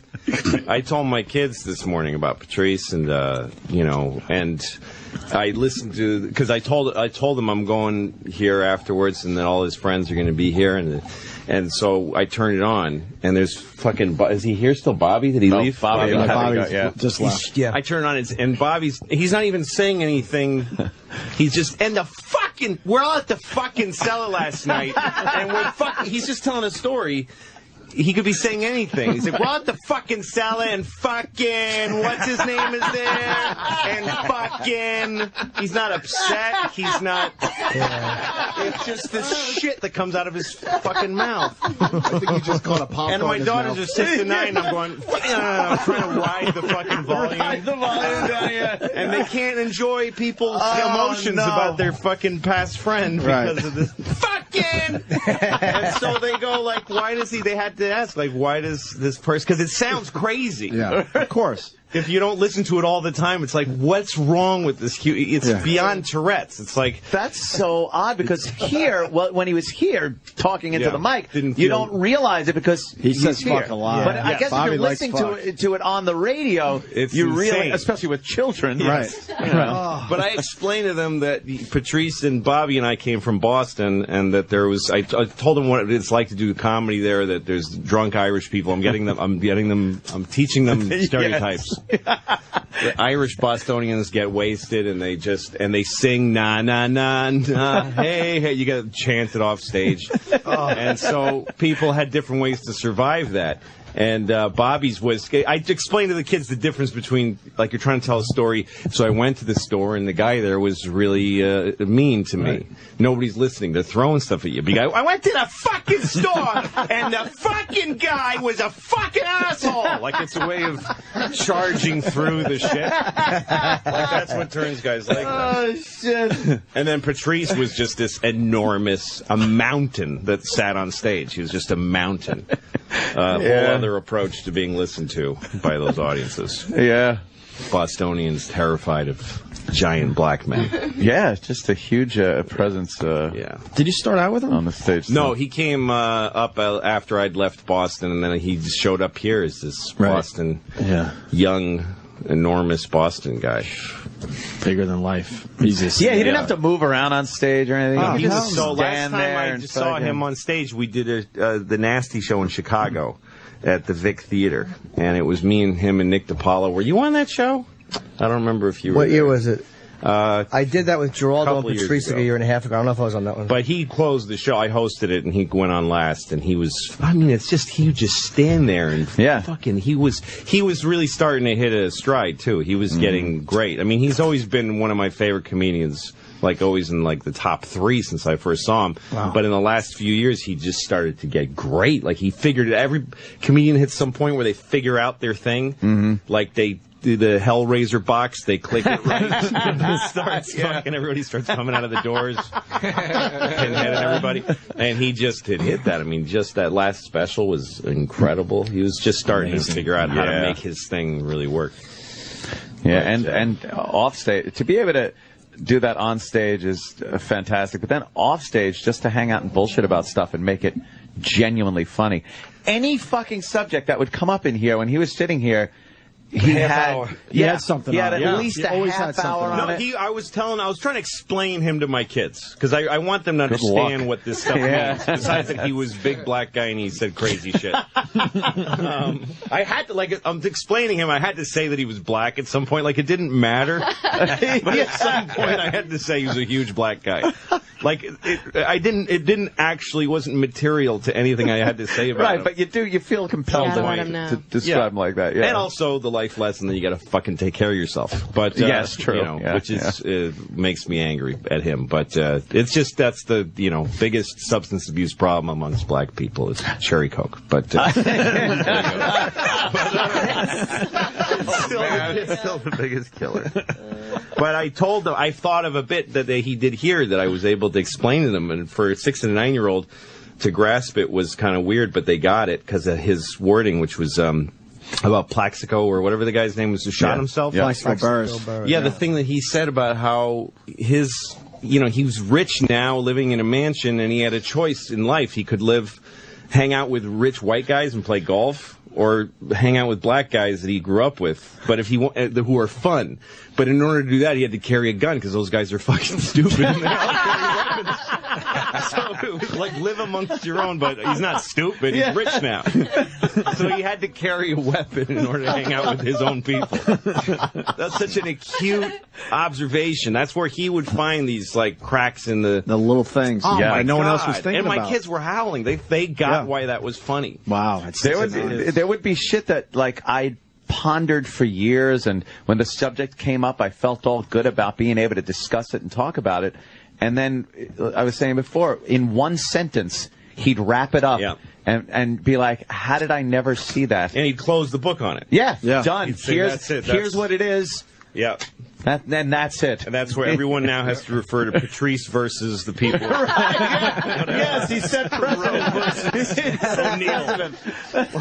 Patrice versus the people for racial harmony. Exactly. No, and I remember like the famous thing of him going on whatever it was on Fox News. Yeah, we just played that. Yeah. There's a woman who actually dresses up to go and protest a rape joke, and he makes her laugh at a rape joke. She laughed at it. She absolutely did. That's the power of what he did. Yeah, She couldn't deny it. This woman whose whole life is, I'm going to go act outraged. Right. Yeah. And she had to go, shit, that's funny. That's funny. Blooper spots. Funny. I wonder what she's doing now. That could have been good when she went back to the office. Changed her path. Yeah. She's doing stand-up comedy, all rape jokes. He was a guy who forced people. He also didn't take any easy roads himself. Like, everybody does some bullshit version of themselves. Everybody does. I do. I have like a bunch of jokes that I know are just there because old fat, overweight, middle-aged dad. Like, I got a bunch of those that I'm kind of ace in the hole. Yeah, exactly. Yeah. But I was going to say he forced you to be honest, man. Yeah, and he didn't do that himself. Like, he was such an atypical. The first thing he ever did that I saw that made me go, this guy is special, was his bit about how he loves the Beatles. Yeah. And the pressure as a black guy to have certain trappings, and he says, I love the Beatles, but I can't. And he do it, this visual of him riding around in a Cadillac. We all live in yellow submarine, look in the hood. What's up, G? Yellow submarine. Yellow submarine. But that's not your typical big black guy bit. No. We got into so many great racial conversations on this show. Oh, yeah. And he'd just slam me. And but the great thing was, the second the show ended, we'd be walking down the sidewalk going to the parking garage, and he's just, hey, how's your pool? What's that like, your pool and shit? That cool? No, my favorite part of being on this show, cool. I loved being on when he was on, because he'd get, we would lock horns on stuff and get, I told him once I wasn't attracted sexually to black women, and he tested me for 2 hours, saying that meant I'm gay. Like, it means I'm gay. And he said, so he would go and he started doing this bit where he'd be like, please bring up, and it was like a lawyer asking for, he was like, please bring up fatbooty.com. Like, Go to the website. He's like, really nothing? There's nothing that you can, you know what, bring up? Yeah, look at that, that's juicy. Pissing on blacktits.net. And he'd come up and he'd go, this? You don't like this? References, man. But we would go at it here, and then, we'd walk. The best part, though, was walking down to the subway with him, and then we'd stand on, 6th Avenue and 7th, or 57th, and just stand there for, 4 hours and just talk. Oh, fuck yeah. And he'd say openly sexual things to every woman that walked by, and they would all smile. You look delicious. Yeah, he's just like, look at you with those pants. Right. What kind of panties you got on? Pink. Bye. Good morning. He would hold corn on a street corner. Yeah, when we would do the walkover at the old station, right? And we'd be walking to XM, and Patrice would just stop and talk to any girl that was walking, and they would engage him. Yes. They would talk to him. And it's why aren't they running? He would disarm you because he was funny and silly and he wasn't threatening. And they would looking at him, you would think he would be threatening. Right. I mean, just his physical presence would be threatening, and the ability. Maybe that's what it was. It was the relief. It's like, no, here's this black guy. He's got kind of a sweet voice. I want to hug him now. We were at the comic strip one time, and there was a girl he liked at a Christmas party, and he's trying to play hard to get. He's like, I'm not going to talk to her. And he didn't talk to her, and she didn't come over. And I said, you fucking idiot. You think that you're being, hard to get. She's happy you're not talking to her. She doesn't like you. He really thought that she was being intrigued by his evasiveness. He was just happy that this fucking fat creep was leaving her alone. The ability to diffuse his physical presence with something so fast, that quickly when he started talking to you, is amazing. Yeah. Because you would just look and go, big black man, must be afraid, must cross street. He was an empathetic person, too. Yeah, I mean, that's what made him a great comic, is that he saw, he had insight because he was empathetic.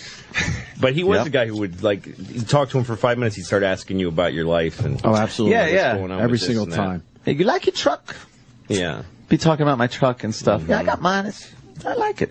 Yeah. Oh, yeah, really? Where is this conversation going? You knew it wasn't a conversation. He was basically fishing for information, and when he was done, he was just going to walk away or get off the phone. It wasn't like, I really want to know about your truck. It was, I need a piece of this and a piece of that, and then I'm done with you. Yeah, that's right. That's right. I'm going to put on my bowler hat and go. Yeah, Mr. Cotton Club. He had a lot of looks. Oh, fuck. Remember, he pulled off the Pink Panther pink shirt. How we didn't rip him apart. We tried too, man. Yeah, he was wearing a Pink Panther pink shirt with the Pink Panther on there. What the fuck? Only he could get away with that. Holy Walking in here with that shit on. It had the Pink Panther on it? Yeah. Oh, yeah. It had, what? Sequins on it, too. Sequins and glitter and... Oh, what the fuck he was trying to pull off with that one. We tried. we didn't get the best of him that day. Dude, one of the funniest days in here ever was he was in here and we started talking about food from around the country, and he started trashing every city's food. And he's going, Chicago deep dish pizza stinks. It fucking stinks. And the phones are just fucking lighting up. The whole world is hating on him. Yeah, Texas barbecue. Oh, we got the best barbecue. Right. Fuck your barbecue. Fucking. He took them all on, though, man. Oh my God, it was hilarious. Fuck yeah. So many good fucking. But it's like I was saying, every subject we came up with, half hour. Twist. When one of the funniest things was when we were talking about the cruise ship deaths, and how it's just so easy to kill your significant other on a cruise ship. They circle around 3 times and then leave the scene of the crime. You just got to push them overboard. In no a evidence. giant ocean, Yeah. and he like took it the extra step to do the Rasta man selling rock coats to your significant other. Buy a rock coat, man, and you put it on and push your loved one over the edge, and they just sink right to the bottom. Fucking hilarious. They even did that to Bin Laden. That's even how they got rid of him. Get rid of him. You're never gonna find him. It's the ocean. The ocean. Yeah, but people are bringing up so many things, and there's just like I said, literally, if you strung them back to back, days worth of shit that is just material that isn't stuff on stage. It's it's just conversation. Most of the stuff he didn't even do in his act. No, Right. it's just him. Well, that's the talking. beauty of it. I mean, Great. not to kiss your asses, but that's the beauty of you guys. Most of the stuff you do on our show, you don't do on stage. Yeah. Kurt only What do does you think, that material in sucks? here. Yeah. That's all he does. I only talk about Joe's fucking little fat tits on my act. We used I to- see no reason to change it just because I'm on the radio. That's the name of your new album, Joe's Little Fat Tits. Right? Hey, That was for my. be quiet. Louis' kids are listening. Explain to your kids why they can spell better than Bobby. Yeah, I love how. No, I heard that. He called you a nerd because of how he spelled past. Yeah. Past. You're a nerd. Like you only Bill Gates and Stephen Hawking and Jim Norton know how to spell fucking past. He passed. That's like a caveman talking. He passed. He passed me, It's future. like a weird. It's like a E.E. Cummings poem about a dead guy. He passed. Fucking moron. Hey, you nerd. Yeah, sorry for paying attention at school. Tries to turn it around on him like, oh, you're one of those guys. Like it was a basic spelling error that everybody makes in a long and complicated word. Like, this is not a PH in the middle of a word, you asshole. This is 5-year-olds can spell this right. Yeah, it's not even like laugh with a GH. There's no silent letters. Yeah. I get the same one. Idiot. He spells yeah Y-A. Yep. So he'll text we you. got the same one. Yeah. He's from Boston. Yeah. Did it happen? Oh, you got this? He wrote the same thing to you? Yeah, sure. Moron. And it's not a spell check thing. No, of course it's not. You don't blames it all the time. go over to the T. It's a whole other part of the. Yes. It's geographically very far. From 2 S's and an ED. You Nowhere can near definitely there. tell if somebody fucked up No, or if he the passed. iPhone fucked up. You know what? right. You're right, and I wish I would have called him on that because it annoyed me when he said spell check. It's No. like there's more letters than the other one. We all Well, knew. so when somebody's we weren't defending finding themselves and they use 2 different defenses. Yeah, he also the first said. one was, well, who knows how to spell past? That's like a Latin verb. That's where he starts, and then he goes, oh, well, it was the spell check. Of course I know. I'm a nerd too, Jim. It was the spell check. He also said that he was laying in bed. So I was Yeah, laying in then bed. it's like, oh, what are you gonna do? Yeah, you can't spell when you're laying in No, bed. when you're laying Just in gotta bed, let it there's go no at that way. point, yeah. Then you're at the mercy of that aggressive spell check. We should call him right now. Very man. proactive. That spell check. Hey, he's on the set. Don't bother him. Oh, that's right. He's on the set. He's on the set. Oh, she's stupid. God damn, man. Well, she called Tribeca Films and tell them you have a guy in your cast that can't spell. Get him fired. So. I'm smart too, dude. Yeah. I'm smart too. I'm not Fredo. dumb like everyone thinks. Dude, you know what? Just passed over, dude. I'm finished. You know what, dude? You're so schmarmy. You're spelling the words right. What are you, queer? Spelling. That's his thing is the fat consonants. Yeah. It's just a, Spelling. so. He just spits out his consonants. Oh, man. Spell. Just because you can spell. You just so totally dissected his speech. Yeah, That's it's, fantastic. Spelling, dude. Spell, Fucking.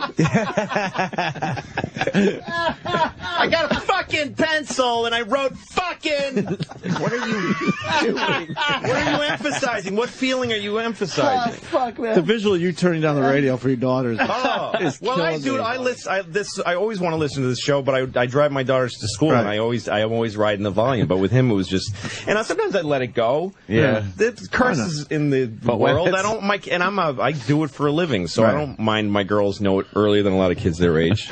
But that was, Jesus, there's no call for that. Yeah. It's enough. it just doesn't make sense. It's not even that it's like offensive. You gotta know it when makes to use no those sense. words, right? Fucking. Because even when he confused Colin with Bill Burr, he's like cocksucker. He couldn't just say Bill. It was Colin. He's like fucking cocksucker. That's how he spells the name Bill. If you had the iPhone. That's what that's what he It's does. because he's so insecure, he doesn't think he exists if he's not making a big explosive noise.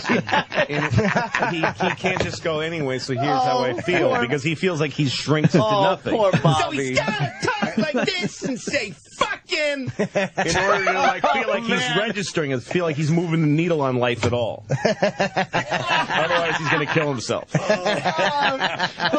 Quiet is terrifying to me. I wish he was still here. No, and I explained to my kids how, like, in New York, the audiences are harder in a whole other way. In Boston, it's like you're going to get your ass kicked and people are going to scream. But here, they're just deathly, intelligently quiet. It's unnerving when you come from Boston. And so when a guy like him comes, and I described a guy like Bobby sputtering and cursing on stage, and New Yorkers just cringing, going, what's this guy doing? And his face is turning red. His fucking now bald face is turning red. And he's trying to any place with spin on the mic. any kind of literacy is going to upset Bob. Well, he also pauses to fucking, and cursing is a way of pausing because he's too stupid to collect a lot of thoughts in a row. He picks them up piecemeal as he's going. And you know what, dude? Fucking, and as he's doing that, he's like thinking, like, next, please, next, please, next. Stuff to come into my brain. He can't put silence between words. Oh my so then, God, instead of going, so then, and that's again perfect exact opposite of Patrice, who could command, and then he'd talk, and then it'd be quiet, and you'd wait for him. Yeah. But Bobby's like, yeah, so then I fucking, I went to the damn fucking cocksucking. These are all him trying to think of what those are pauses. It's the equivalent. Those are supposed to be pauses. It's the equivalent of ... on paper. Dude, no silence between words and no air between bites. No. God damn. Thanks for the Bobby's laugh. policy. No. Patrice was not afraid of that silence, too, yeah. No, that's what was so... That's a talent. He would just quiet. Yep. No, and then he had a fastball. Like, he could do that, and then when he'd get on a roll about something, I mean, he was a very... I love... One thing I love about stand-up since I started loving it is how it works, like, musically, you know? How somebody works the mic and sounds. Like a rhythm? Yeah, and he had this great way of doing that he would start by just talking about something, introducing the subject, make people even a little unnerved by how uninterested he is and fucking standing there and doing a big performance. And then he would start getting excited about something, and then he'd start, and then his voice would go up to that raspy register, and he'd start feeling it. And then the place is rolling, and he'd rock. You know, it was just it had a great dynamic to the whole thing. That's what he was starting to figure out. Because he was on stage, he was funnier in here than he was on stage for a long time, and he was just, I think, it takes until you're in your late 30s, 40s to suddenly turn into, I can fucking do anything I want up here. I think that he just got there. There was probably a fear of starting slow, like starting with a basic conversation. And not this, I got to grab their attention. I got to talk fast. I got to talk loud. Like just, like you said, this almost disinterested way he would introduce the subject, and then it would build. But to have the confidence to do that at first and not think you're going to lose the crowd. What gets you finally to do it is when you get older, you just don't care. You really just don't give a shit. I actually don't mind if your life sticks up. Fuck it. I went to the. I disagree. You need a good icebreaker.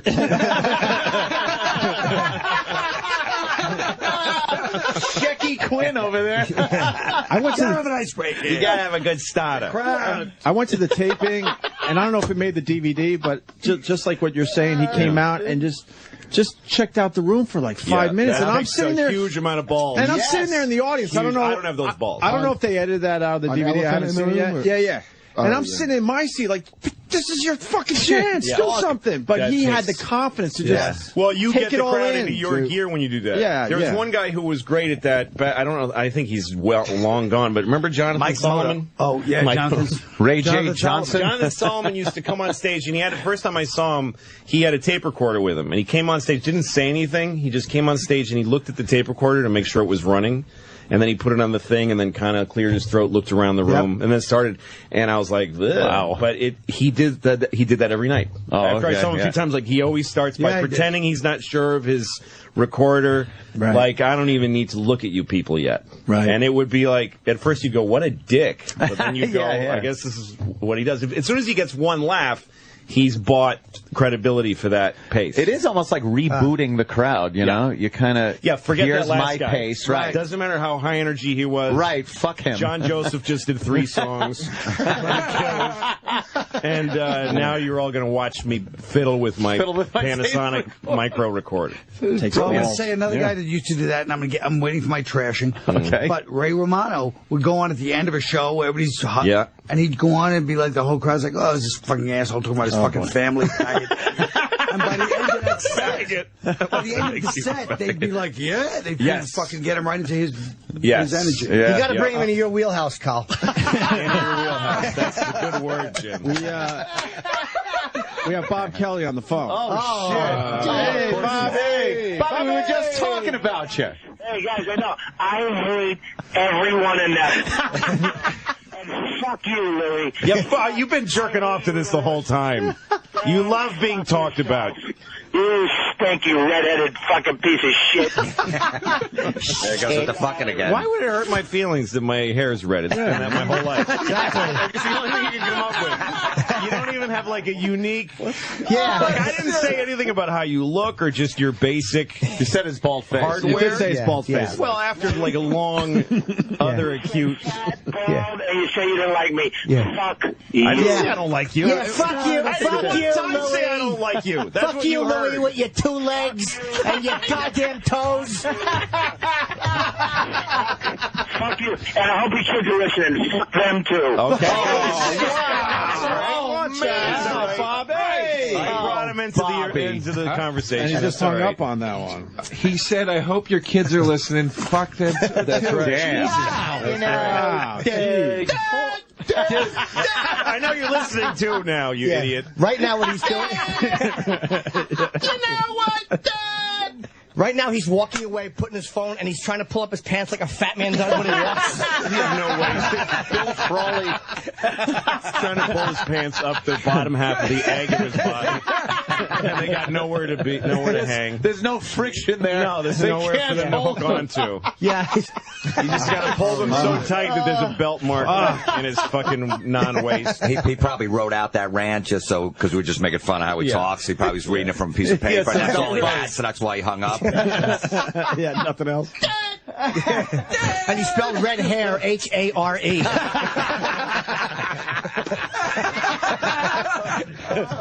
Want to take a quick break? Yeah, I got to piss badly. Just for live read purposes. But Louis C.K., we got Colin Quinn, Jim Florentine, Kurt Metzger, Joe DeRosa, and David Tell just showed up. So. Okay, where's Amy? Where did Amy's Amy go? She left, I think. Amy Why'd she left. leave? What? She got pissed off.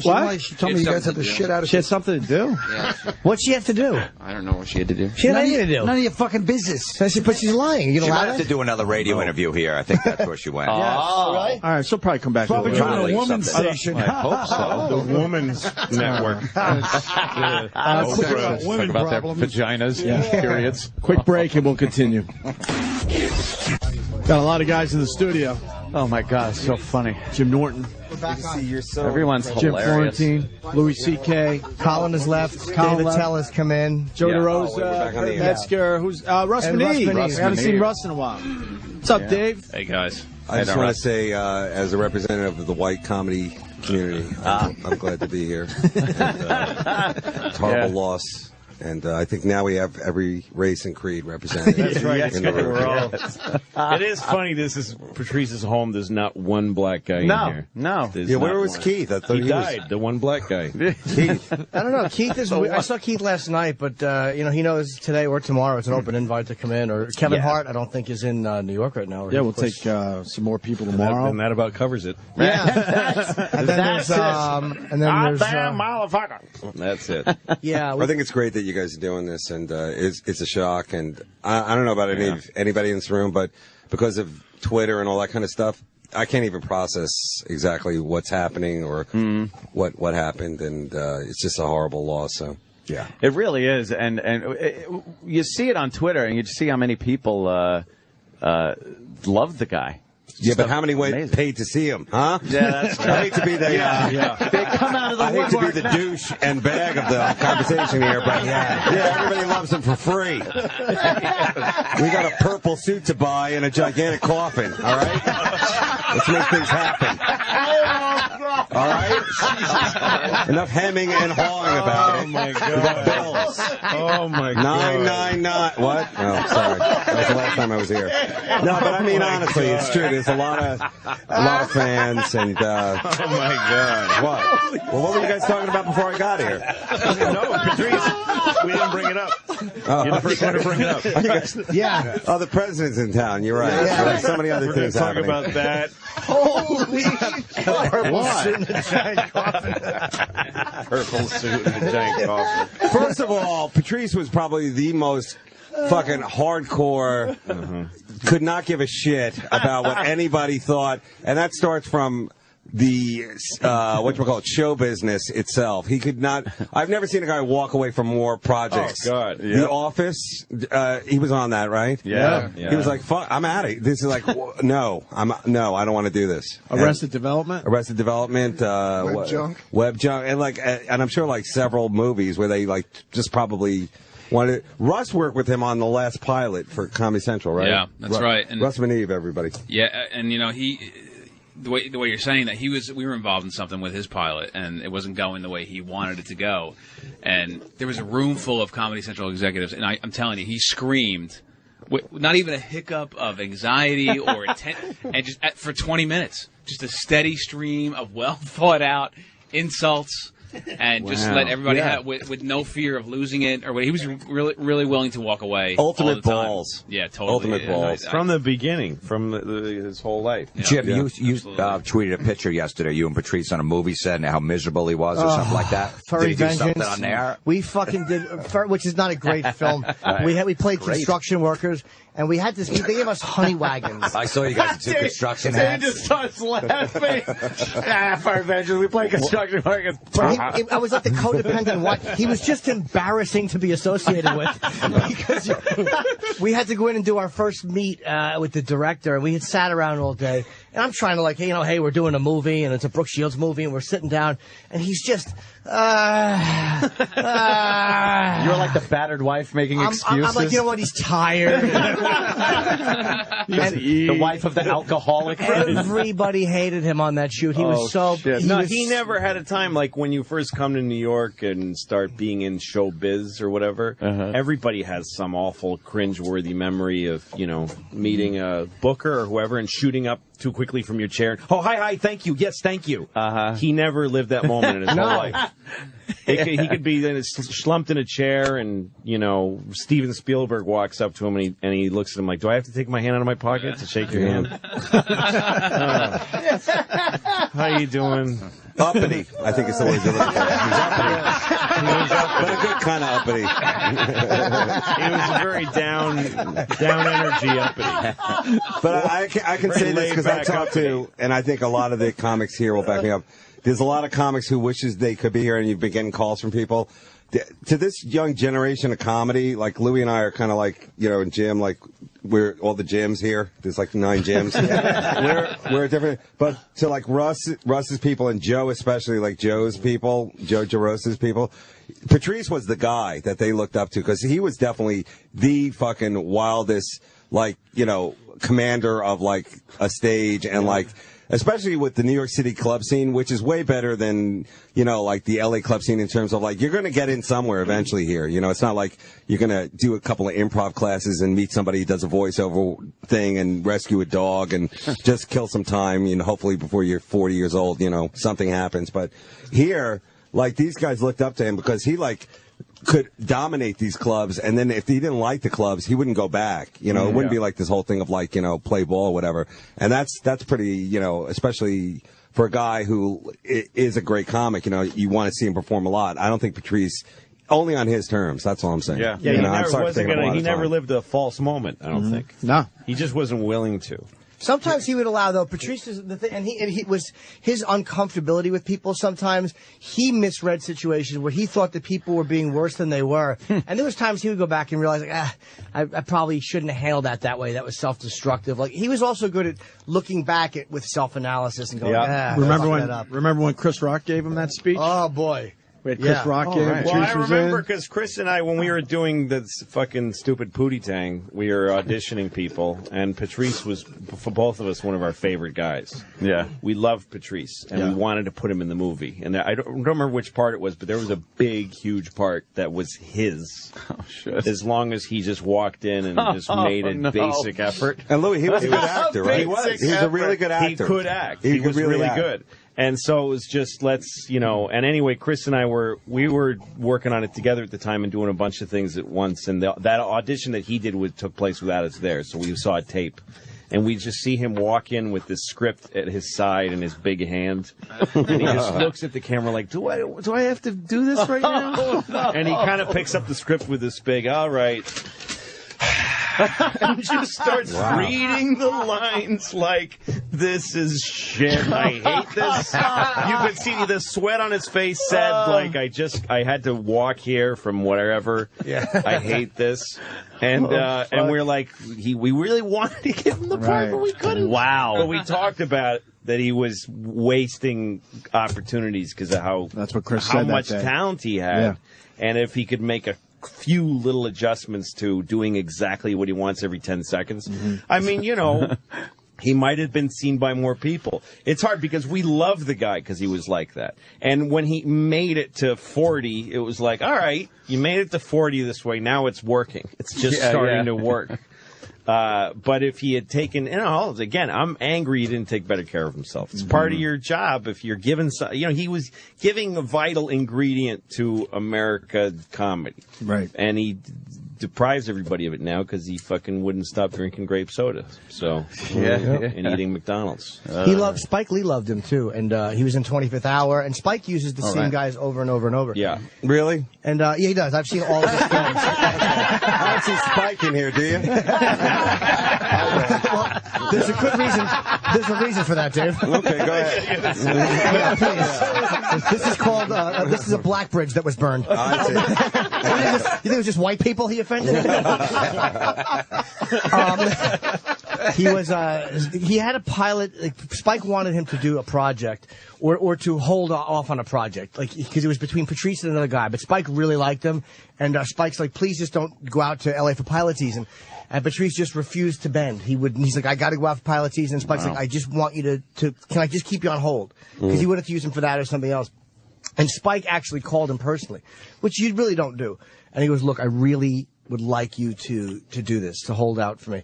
And he goes, well, you're calling me. That's, this is my agent should be talking to you. This is my agent expressing my wishes. Oh, my God. And Spike's like, you won't do it? And he goes, no. And Spike goes, all right, then. And hung up on him, and that was the last time he spoke to Spike Lee. I've never heard a revisionist white man telling two black men talking a story. That'd be like my mom describing a reach around donkey punch. He took all the spirit and emotion out of it. And then Spike said, "One gentleman put his penis in well, I didn't want to jig it up too much. You may have the road, Patrice, by my liege." How was I supposed supposed to say it, and the one motherfucker's on the phone. Now you got my And he's attention. like, was all, Yeah, like set the stage. It's Brooklyn in the deserted playground. Hung up that motherfucker, ate chicken, looked at white pussy. I don't do good black impressions. I just do me. Pretty good right there. Thank you very much. That was Lou. pretty good. Oh fuck! You know what though? Fuck Spike Lee with his fucking. You know, if he did he hire? He wasn't hiring him. No, he wasn't saying here's money, so don't go get that other money. But he wasn't asking he was us to go saying, get maybe money. I'll give you this. Sounds like a test. But now I don't remember the entire story, but he really. Fuck that shit. I'm not in a position to say fuck Spike Lee because I would love to do one of his pictures. Was this before Katrina? From Patrice's. Was it? From Patrice's dead point of view, that's easy to now take. Yeah. Yes, exactly. Fuck Spike Lee. I'm going to say through dead Patrice. And because Patrice, Spike Lee. Patrice don't give a fuck about Spike Lee. And because Patrice is dead and can no longer help me, fuck Patrice. I'm with Spike Lee. I'll side with the director who's alive. Yeah, that's right. Louis is the only living director in here. That's right. No, but Joe, you made a movie recently, right? I made a short film Yeah, with right Bobby Kelly and Bill Burr. If I don't say that, I'm going to get screamed at. Fucking great, you fucking shithead. You fucking Arab cocksucker. You didn't say my fucking name when you mentioned the fucking movie. But you know, these guys, Kurt and Joe and like Jay Okerson and Mike Vecchione, these guys like knew Patrice in the day, right? Like back in like he like kind of like shepherded you white boys. Yeah, he really. Go ahead. It's nice to white boys. No, he really was like. He was, man. Because you guys used to tell me. Because his whole principle was like, never let somebody give you, hold something over you they can take away from you. So that's what, like, at the roast, dude, that was like the most tense, shitty fucking job. And like I had to work with him because he wouldn't talk to the writers. Like it made like a whole stink. He had his manager call. I don't know if they thought I was in an office separately, but they called the writer's room just to talk to me. So the head writer, Ray, picks it up and goes, "Here, it's for you." And because he just wanted me to go over his jokes with him. So they're really territorial with that shit, dude. Like, that was like a whole thing. And he didn't give a fuck. And I watched Ray talk to him. And Ray's a fucking really good writer, but he's like the same kind of like, the same way Patrice would be as a comic. He's like that of writers where he won't like. Ray's a really funny dude. Yeah, he's really a funny dude. But so I watched Ray on the phone, like trying to talk down, like tell Patrice how it was going to be. And then I just saw Ray silent. And his neck turned red. And I found out later, Patrice, like, he told me, man, I don't give a, you ain't the head writer as shit. Like, don't ever talk to me that way. Like, he just, like, slashed him down. I was like, wow, dude, you could do that? I mean, this just happened. You could reason with Patrice and get him to change his opinion, you could. but it had to be voluntary. You never, ever, were going to beat him or intimidate him into changing his opinion. No, he wasn't. He didn't choose his battles. Maybe it's better to let this go. Yeah, that's true. Fight another day. Yeah. It's just like, no, I'm not doing this. Right in front of me, I'm not doing it. But his performance, and we'll all agree on it, I mean, like, just like even the specials he shot, like usually like when you shoot a special, they never capture the guy. Like I think 88% was captured with him. Like I saw at least 1/2 hour with him where like it just totally fit. Everything was right and the crowd got him. And it was good to see because him and I used to talk all the time about like we do these we do these shows different places and it's like these people were not getting me. I get walkouts, that kind of stuff. And like for him especially because like I'm a bit of a fag. Like I'll midget joke my way out of it. He didn't have any of that in there. He'll fucking go harder and harder. He was one of those guys. Yeah. When it turned ugly on stage, he'd be like, "Okay, you want to do it like this?" Yeah. He wouldn't dance around and try to find a way back in with them. Yeah, there was so many. Oh, okay, we're enemies now. There were so many clubs I go into improvs at Funny Bones the week after, and like Patrice walked about 300 people over 5 shows. We all love that. Yeah, I go, did he even know? He just wanted to walk more. He didn't care. Just get the fuck out. Just go right now. When he got sent home from Hilarities in Cleveland, they fired him, I think, in the beginning of the week. Yeah. Oh shit. Yeah. Then at the Knacker Club, I met that guy. That's fantastic. Right? Yes, I mean, I want to know the details of that. I wish I was there for all of that. Yeah. Whatever show was the one where they're like, okay, we can't. You can't gotta keep- go. You like, gotta what they leave. tried having the sweet, funny energy middle guy close one of the shows, maybe. Let him middle for the same money. Let the other guy close, and then still no. He's got to go. Yeah. It's unbelievable. And how does it get to that He's gotta point? leave Is there Cleveland. a talk first? He needs to go I don't home. know. Is it like they a talking? send him home. Yeah, you got to go home. You got to leave. Yeah. You're killing us. Can't even keep the hotel. We just need to get out of town. But you'd envy his integrity. Like, even, like, again, sometimes he made the wrong decision or he was dumb, but the integrity he had with, I'm not going to bend and whore myself. Every comedian envies that because, yeah, the collateral damage is you fuck up some good things, but the reality is at the end of the day, you never feel like you're a fucking prostitute. Like Ever. you're grabbing your ankles at some point. Ever. Yeah. Ever. And I think we all have those moments in our careers. That's a great name for a pilot. Grabbing my ankle. I'm grabbing my ankles on here NBC. in Belize. What when Colin was in here, we missed it because we were on the second wave of people, me and Russ coming in. Yes. We decided it would be better to go to a Baptist church first, and Good for you. No, I would have done that. Yeah, good for that's you. all right. You guys, everybody grieves differently. No, that's good for you. Yeah. But did you guys talk about the tough crowd? Because like the initial grouping of the tough- Not much, actually. You didn't? Yeah. Okay, because people still bring that up to me. They're like, tough crowd. And it's always like the same skeevy chick who was like hot 10 years ago. But she's like, I love that tough crowd. And then she would go through like, about you guys and how you guys all, gel together. And there really was a gel. And I think we all did bits on that. You were on it. I were on it. times, yeah. But like you guys definitely They were had the core, that. yeah. Yeah. You and Patrice and Geraldo. Nick and Paulo, Geraldo and Keith Geraldo, Robinson yeah. and Carl. I mean, it was one of his favorite things he ever did. It was one of mine. Colin getting bashed every fucking show. What my host allows himself to be attacked? And did you guys kill? He would just be wearing shorts or some shit, and you would attack his little Irish legs. I was watching one recently where we were slapping. It was Pat Cooper was there, and Voss and me and Patrice, and it was 5 guys instead of 4, and then you would just tag out the guy, like if he said something hacky or you'd have to something sit awful, down, yeah. and you have to go to the bench. Sit down. We had a bench, and whoever said something really hacky or if a joke bombed, you got fucking tag teamed out. Great bet. Yeah, it was just an original way to do a talk show. Watching him slam people on that show was I remember watching him and Marin on there one time, and Marin's fucking hilarious. So they started talking about the Bible. And Marin goes, "What? It ended when it needed to end. What if there was a third testament?" And he started into this Mark Marin thing. Like you can hear it start. He goes, He goes, and let's say the third testament opens up, and he got that far, and you just hear Patrice off camera go, "Shut up, Mark."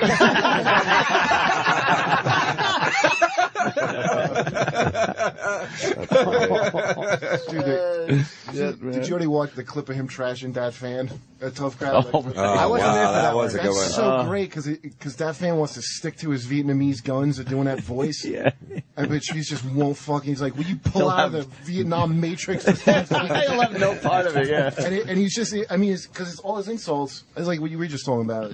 All his insults are like insightful. Like he scanned you and figured your shit out. Yeah.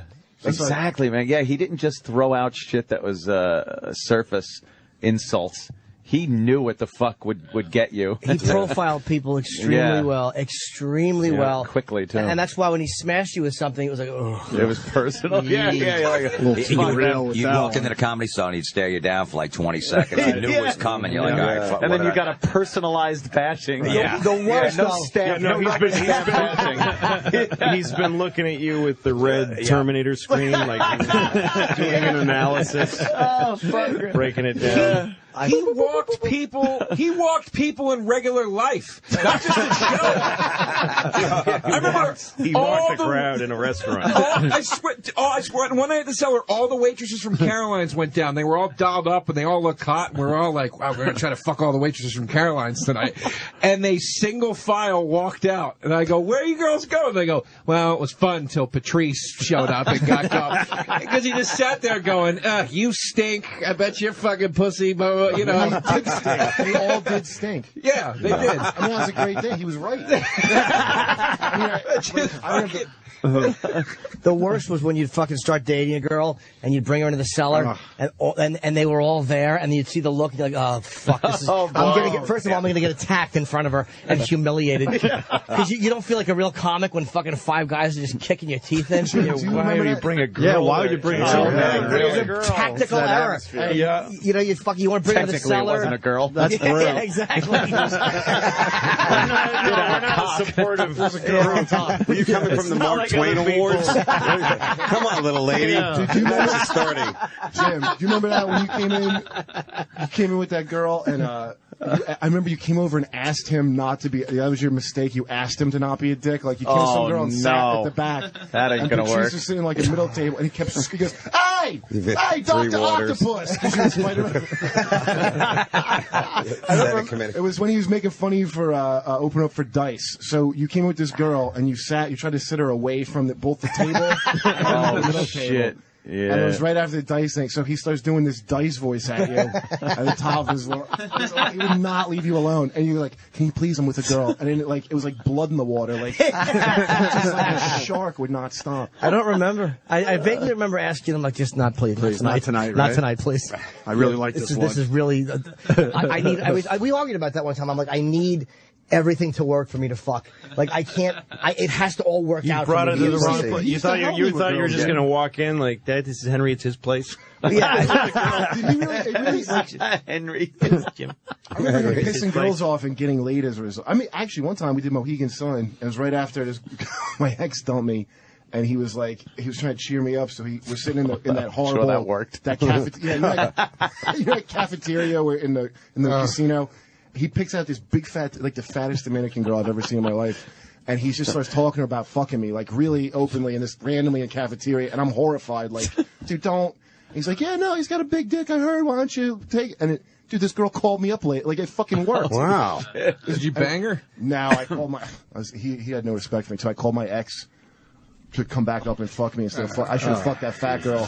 See, there's a lot of shoulda, coulda, wouldas in this room. Hey, it's about Patrice. Yeah. Dude, she called me up in the middle of the night and asked if I was hungry. It was amazing. That was at the Mohegan Sun in the cafeteria. In the employee cafeteria, he just picked up a fat we live the Dominican. worst fucking lives in the world, don't we? He'd get you laid. The only stipulation was you had to fuck a girl that looked like Patrice.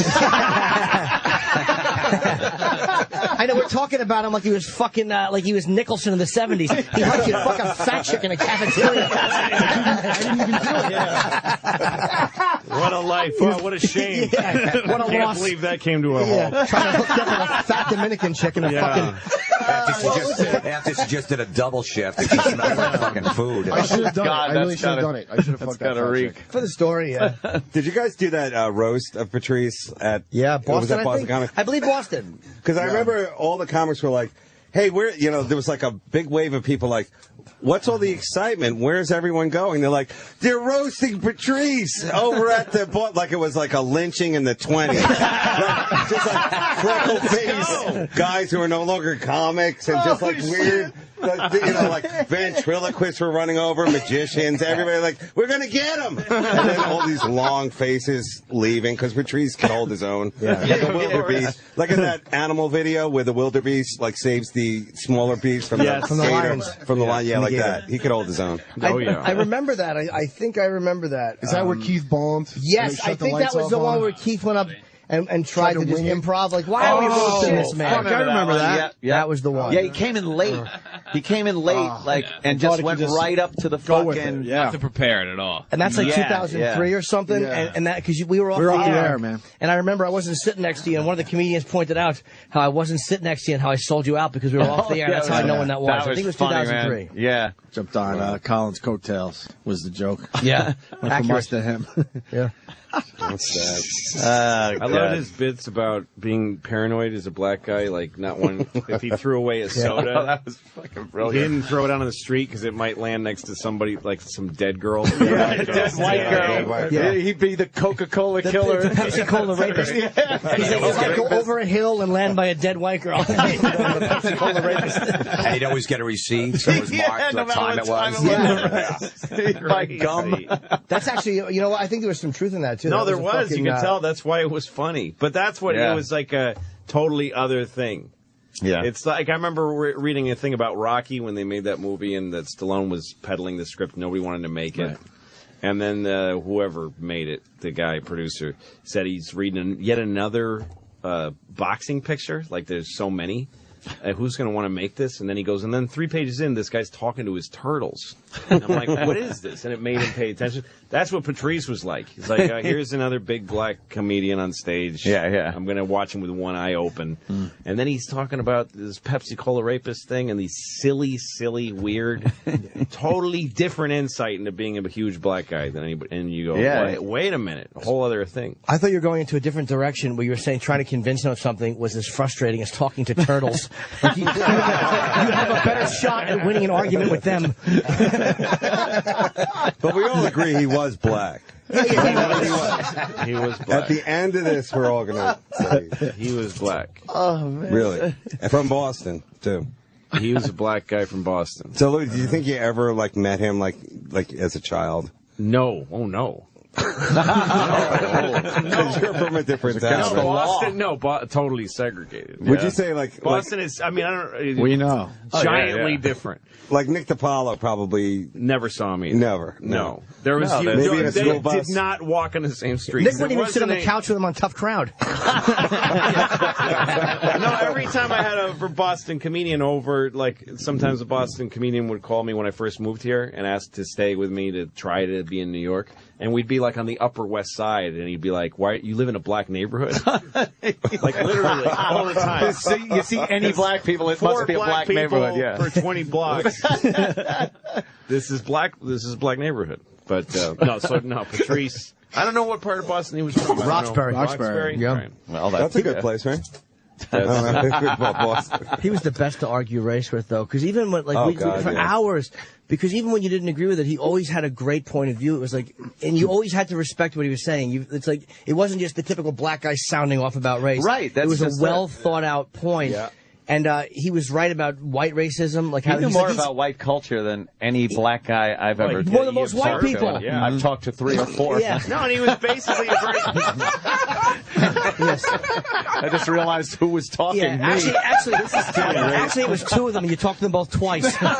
This is too. They thought it was 2 totally different This is too white on black. Let's ask somebody of a different creed. Russ, you're kind of Asian. You have to stand up for our only celestial in the room. No, but he was fair. I mean, it wasn't like Jim said. It wasn't a knee-jerk black, response. He was fair, and he stood up for white people as well. And he didn't like white women, which threw me immediately, being a black comic. He you think slept with that a held few, it back though. more than anything? That he didn't like white. That he didn't like white. He didn't bang white chicks. No, he did sleep with a few white chicks. I know, but it didn't help his career like a lot of the other. like your Sammy Davis. Your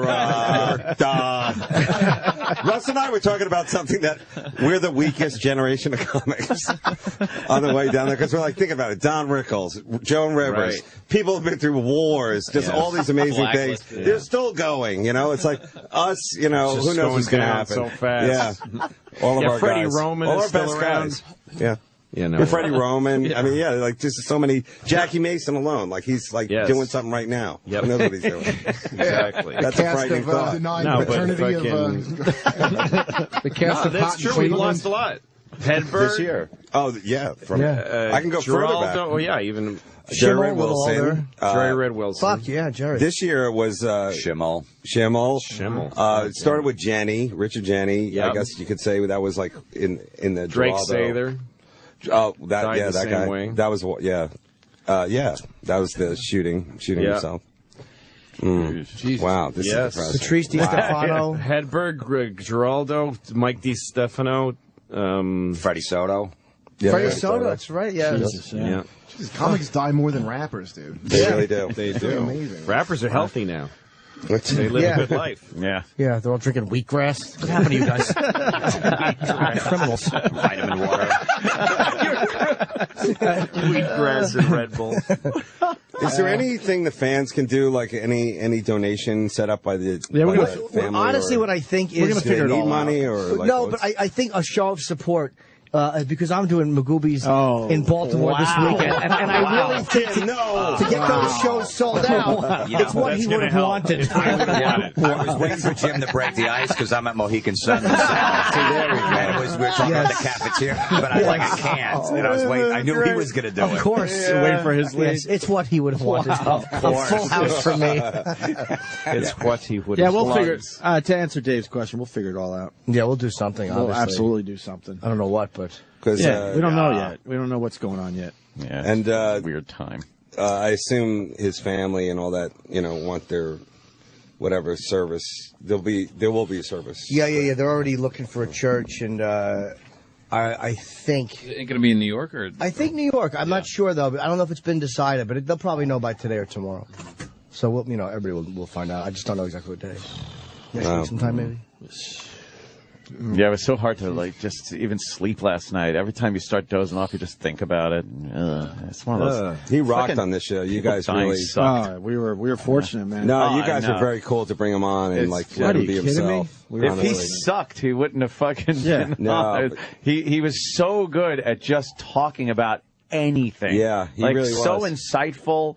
And a lot of listeners would write in and say shit like, "Oh, I don't agree with him. Fuck his opinion on this." It's like, is that really what they said? All right. They get that mistook out of here. Yes, they did. What's that cantaloupe doing? Your crowd's a little, That guy's a real nincompoop. A little rough around the edges. There's no Occupy. You got the Outback Steakhouse crowd. Not the Occupy Wall Street. Look, this was fun. Yeah, Now it really goes back to sucking. Made me laugh a lot today. Just talking about all that shit. It's still very hard to watch videos and shit like that. Impossible to digest at this point. Do that? Yeah, it's impossible to digest at this point. You know, it's a goddamn shame. I was on my way out to see him, and I got the phone call yesterday morning. Did you get to see him in the hospital? Yeah. Took that U-turn, huh? I didn't see him. We went the day before Thanksgiving, me and Matt Frost, and you just talked to him for a few minutes. You knew he couldn't hear you. I told him everybody was asking for him, and hoping he could hear, but kind of hoping he couldn't, because he was on morphine. It's like you don't want him to know. Yeah. And, it was very, very sad. He wasn't responsive at all. No, not at all. Okay. I don't believe so. Matt Frost said he might have made some type of a gesture, but you don't know if that's just. Jeez. Oh, that's horrible. You don't know if that's involuntary. Yeah. And for somebody so mentally outspoken, that's just it. Yeah. To be like in a locked-in syndrome. That's terrible. That's horrible. It's a fate worse than definite. Did he you think he recognized? I don't seeing know. you guys? Because we didn't know he was going to die in a few days, but by then I think he was very heavily medicated again. It was just so I'm almost hoping he didn't know or it filtered in somehow. Yeah. I don't know. Yeah, good that we had a lot of laughs and ended on a great note. Yeah. I think the fans wanted to know too. That's such a sad. Yeah. Watching it, it's a blessing then if he's.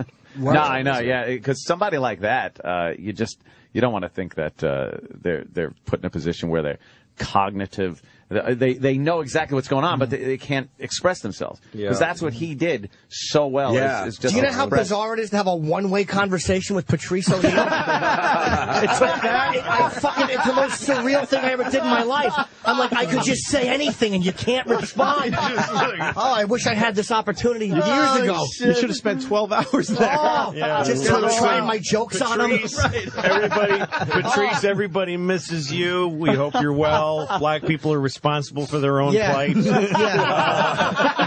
know what, dude? Look, white pussy, I'm sorry, but you're it's better. There thinking I'm right. I know you're inside there, and you can hear me, and you know I'm right. I should have done that. And I'll tell everybody you said so. And that's how you'll be remembered. And played like Judas Priest and Ozzy and things that he would really fucking hate. Jeez, I brought you Joe's mixtape of his favorite. Joe's stupid mixtape. Hey, I got Joe's Comedy Central special here I'm going to put on for you. I should have just put on all the comedians. Not just, but all the comedians. I should have just put on, because he never would have wanted to just sit there and have comedians playing. That would have been a fucking fate what worse a than nightmare. Or like the anthology of improv. That would be great. Here's the whitest kids you know. Come on, guys. The French waiter sketch. Oh, my God. But you wouldn't hear anything. You would just hear like, the heart monitor going up. The ultimate focus group. There was nothing worse for me than being on stage as a seller and Patrice had to go to the bathroom. I'm walking by that stage and I'm just shaking his head at you like, you stink. Nothing worse. I would just pray he didn't have to go piss when I was on stage. I got that look every time. I used to go on the road with him to open for him sometimes, and he'd sit in the wing, like of the stage or whatever, and you walk off stage. You'd have a good set. You'd walk off stage, you get applause, and he'd just be shaking his head, going, I guess I'll go try to clean up that fucking mess. Well, I had my recorder on the side, where Patrice was sitting, and then I go home and listen to the tape. The whole tape was him telling me how much I suck. That's great. So funny. First time I met him, Jamie Duke, I might have told the story recently, but Jamie Duke was a local booker. He had set up a college. It was me opening, Patrice middling, and Dom Fig headlining. You remember Dom? Oh, God. And it was a He became the vampire of comedy after the vampire comedian. He was the vampire of comedy. What do you mean? Well, he decided. Well, he was Dom Fig for about 40 years of stand-up, and then he decided to be the vampire of comedy. So he put in teeth. Oh no! And he started He put white makeup on. But he would wear a fanny pack on stage. He had a fanny pack that he had his stuff in, but he didn't take it off. He was like the vampire with a fanny pack. I asked him gently, so why are you doing being the vampire comedy? And he said, I'll be on every show because I'm the only vampire comedy. Yeah. So they'll have to have me on every show. I will be on every show. Did it work? Yeah, he hosted SNL. He's in the new Twilight movies. It was a nooner. Ahead of his time, dude. It was an afternoon gig in a fucking college, and it was horrible. And I bombed, and Patrice, who I'd never met before, went on, and he didn't do much better. I might have had a 1, maybe he had a 2.5. Wait, he did a college gig? Yeah, this is many years ago. That is the ultimate bad booking. And then Dom Fig went on and fucking had like a -3. And fucking Patrice, I had to drive him back to New York. And he's making fun of me because I was like acknowledging that I was bombing. He's like, you're up there like, hey, I tell you, no respect. And he's just attacking me like I bombed. And I'm like, you fucking bombed too. He's like, no, I didn't. I'm like, you fucking asshole. I hated it. I hated Patrice when I first. This fucking pompous idiot really thought he did well. You really couldn't stand him at that moment, right? Motherfucker, I hated him the first time. I think that was the way people took you. You hated him the first time. Yes. And the next time you see him, you're like, oh, there's that guy. There's that asshole But if you guy. start there with somebody, there's like nothing. What else is he going to do? You're going up. And then Then he'll charm you. anything he says. I don't you're remember like, when I liked he's him. all right. He's Yeah, all right. Part of the burden of it was always like I always said hello to him the wrong way or something. So like, Yeah. I came up one time I slapped him on the back. He's like, "Don't you ever come up to me!" I'm like, "All right."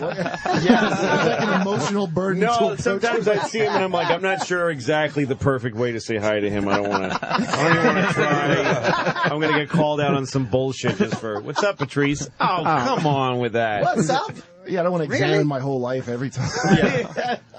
We were driving back from Montreal once, and we were lost. We couldn't find the highway, and we pull up to this guy at a stoplight. Patrice puts his head up when he goes, "Excuse me, sir. Excuse me, kind sir. I need directions to the highway. Could you please direct me and my lost friends, please?" Right? And the guy goes, "Yeah, sure, man. You just go." And he just fucking rolls up his window as the guy's giving him directions. And we're laughing so hard. And he's going, "Wah-ha-ha!" And then he just goes, God damn it, I can't do it. And he rolled his window down. He goes, "I'm sorry, man. I'm sorry. Give me the fucking directions." He was telling me a story about a comedian he was having a problem with in Boston that was bad-mouthed, and I'm giving him a hard time. So Patrice just calls him up on the phone, and he says, I hear you're bad-mouthing me. You're saying all this shit. And he says, next time you're on stage, and very calmly, he's like, I'm just going to walk in, and I'm going to throw a chair at you. And then we're just going to see where it goes from there, and I'll just keep throwing chairs. Just the way he so calmly said it to me. I'm just going to throw a chair at you.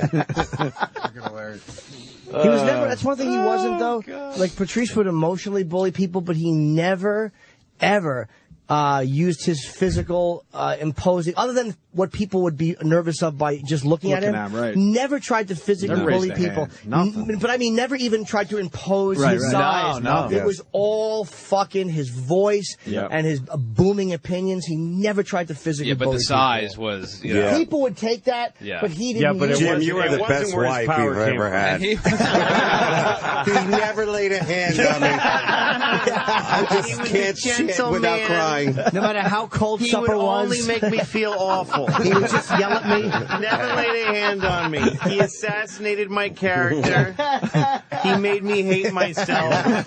But he never laid a hand on me, not one time. Oh, shit. Yeah, he would never do that. He could Never. Not even close. All psychological damage. It's like I said earlier. Why bother? He didn't need to. Well, like I said earlier, he totally diffused his huge size with what he had to say. He was smart. He was really smart. As soon as you realize that, and the best was watching a comic try to fucking go back and forth with him, and it's like, you're one of those guys who doesn't understand that he's a lot brighter than you. Yeah, and he's going to really humiliate you on a visceral and he was level. the first guy during the 9/11 thing where, whatever, during the war, whatever, where he goes, you know, Muslims, you now are the new, you know, N-word, you guys. Like, he was the first guy who did that, and he did it, like, a lot smarter and classier than I've heard it a million times since that, you know. And he was the first guy to make that connection, so. Even when he did Letterman, remember, when he gets up there, he goes, Patrice, you're a big guy. He goes, you just call me fat. Dave. He goes, no, you just call me fat. That's okay, but you just call me fat. Like, right off the bat, his first time on there, attacks Letterman 10 seconds only into the Dave can't have that. Oh, shit, man. Wow. Yeah, I guess. What? Sorry. I What's was up? going to ask Jim a question, because you probably know. Was he the kind of, you're talking about his size? I write a lot, and I just... Oh, sorry. I'm so used to giving advice. Was he the kind of guy that would actually, like, would he fight if it came down to it? Like, he seems so nonviolent in any way. Like, would he just walk away, or would he, you know what I mean? I think he would have. Sure, he played football, and people didn't want to try him. I remember there was a... He was a bouncer. I mean, he was a strong guy. He was very, very strong. Out. He grabbed me once just playing around, and you felt he was very strong. Was it in a shower? Let's move forward. We were in a car one time in the village, and the guy, it was a black guys in front of us, and their car stopped, and it was a cab behind us, beeping. And so the fucking black guys in front of us kind of got out of their car and thought it was Patrice. And it was going to be a physical thing. And the guy said, and Patrice is like, hey, gangster, it's him. And the way he spoke to the guy, you realize that he wasn't afraid of a physical confrontation. The guy didn't back him off. It was interesting to see him in that, because I'd never seen him in a situation where there could be a physical problem. Right. And he handled it very well. He was super intimidating. He was really intimidating. He had the hat on, and you just didn't know what he was capable of. So, yeah, of course, I think he would have if he had to. But I've never seen him get out of that car, because the last 3 times I did see him, he was in that car. He would pull up, and then you go over to him, and he would talk to you like I used to say, like the show Cannon. He would pull up, and then you talk to him, and you bend down to something, and then you run off, and to him like when you're talking to a guy in a wheelchair. You kind of have to take a knee so you can talk to him. He could go like, I guess he didn't want to go in the cellar, or didn't like feel comfortable there for a while. It was a very uncomfortable thing. He'd be like, who else is in there? And you'd be like, so and so's in there. He goes, well, tell him I'm out here. So then you go in there and go like, hey, Patrice is outside. And then like some other guy would talk to him, and like we all would just come out and talk to him in the car. It was like talking to Paulie from Goodfellas. We had to go to somebody, get them out. Yes. He pulled up like the ice cream man. Everybody fucking ran out. And then you'd be out there talking to him, like, why did I come out here? It was nice inside. I was having fun. And he's just, this is toxic. Why did I walk outside to be insulted by an asshole in a fucking 6-seat Escalade? Well, what's the ultimate like insult to you like that he did? Because I know like you and him went back and forth and back. He said so many funny. One time I was getting a tough crowd. They had chair massages, and I was flirting with the chair masseuse. And he walked in. He goes, he asked her, he goes, "Do you feel like you're checking a piece of fruit to see if it's bad?" Which was humiliating. Because she laughed at me. I remember when we went on the virus tour once, and Yeah. we were sitting at the table signing people's shit afterwards. Right. And I was sitting next to Patrice, and some teenage kid says, "I'm only 15," and he was like bragging about how he was a teenager, and then he asked me to sign his underwear, like he pulled his underwear up out of his jeans, and he asked me to sign his underwear. So I'm like, I don't give a shit. I go for it with a Sharpie, and Patrice slaps the Sharpie out of my hand, literally, and goes, "What? You're going to sign a teenage boy's underwear? You know how fast you're going to be in jail?" Like, he smacked me. He said, "What are you doing?" He really would hang out after a show and like talk to all the fucking people that didn't walk out. And, he wasn't like. I mean, I remember him telling me that, 'cause I always hate that. Like, I want to go get the fuck out of there. And he was like he would always hang out with all of them, even if they hated his guts, and talk to every single person. Talk to him. Yeah, and the crowd, I saw him once in Cleveland, and the crowd was just like every fucking mixture of race and Very creed, diverse. color. Always. Yeah, it was, there'd be the black people that would come in, the black contingency would come in, and then the white people would come in. It just, really, he wasn't pigeonholed into a He was one group crossover of people. act, Yeah, You didn't see him rageful very often. Very, very rarely would you see him like that fucking... But you once in a while saw it, and it was just a very rare thing. He never had to get to that level of just fucking visceral anger. Like, Bob will get to it quickly, or I'll get to it quickly. But he didn't have that fear. Louis, you said it really well. Bobby has this fear of he doesn't exist if he's not fucking exploding. But I mean, that's how I am too. And it was interesting to see Patrice, who would never get to that point of rage when you argue. He could be louder than you. Yes. Right? He said that to people at times. You're not going to be louder than me. And you're like, yeah, that's a good point. You're not. Yeah. I remember many times he'd be talking about something here, if you want to call it talking, and Opie's just pulling the fader back, down, and it just at some point it sounded like he was talking through a paper and a comb. That's what, you know what? It had a great effect though on this show. That when he'd get upset, he'd start sounding off mic because you'd actually start hearing him on everybody else's mic. Yes. Right. His was off at one point. He would go from it, and then he'd be like, and another thing, and, then and it had its own thing to it. Fuck. I wish he'd gone for a couple of walks. That's all. Yeah, I know, right? I mean, that's what I was telling my kids. Like, I wish now I had gone to his house and just said, "Get the fuck, let's go. We're going for a walk." He wouldn't have. Just walk around the block with me, you fat motherfucker. You're gonna die. Because you joke about that stuff when you know somebody who's unhealthy. He's not gonna make it. And then, but when you're around 40, it's no joke anymore. Yep. You can't do it Starts anymore. breaking down. How do you understand this shit? I don't know what you do with a person who's alive when they're not taking care of Do themselves. you learn from this shit? Like, I don't know. What do you do? I don't This know. is brutal. I mean, I remember when Geraldo was in the hospital, I thought he'll be okay. Right. And when he comes out, I'm going to call him and say, "Hey, man, I don't drink. If you want to go to a movie sometime." Maybe a hard thing about being addicted is that everybody you know does it. And, like, I don't do anything. And by the way, never once has somebody been jonesing for coke and they said, "All right, instead of getting high, I'm going to go to a movie with Louis C.K." What, you fucking live in a little house on the prairie? We'll just make some cornmeal. You really are talking yourself up or really talking coke down. We'll go to the pictures. He'll be fine. The picture show. Coke is like going to the movies alone. You people don't understand. It's hard. There's two competing things you want to do so bad. Dave, how do you make sense of this? Do you? Actually, there's two ways to look. One of them is Louis' way, which is like, it would be great if he had cleaned up his act. The other one is that, like, I consider him like one of the last great, dirty, filthy, genius warrior comics, and that, I think he, unlike a lot of the people in this world, got to live, say, and do pretty much everything he wanted to do. It's kind of sad that he left so early, but, to be honest, I think he wouldn't have wanted it any other way. It's a sad end.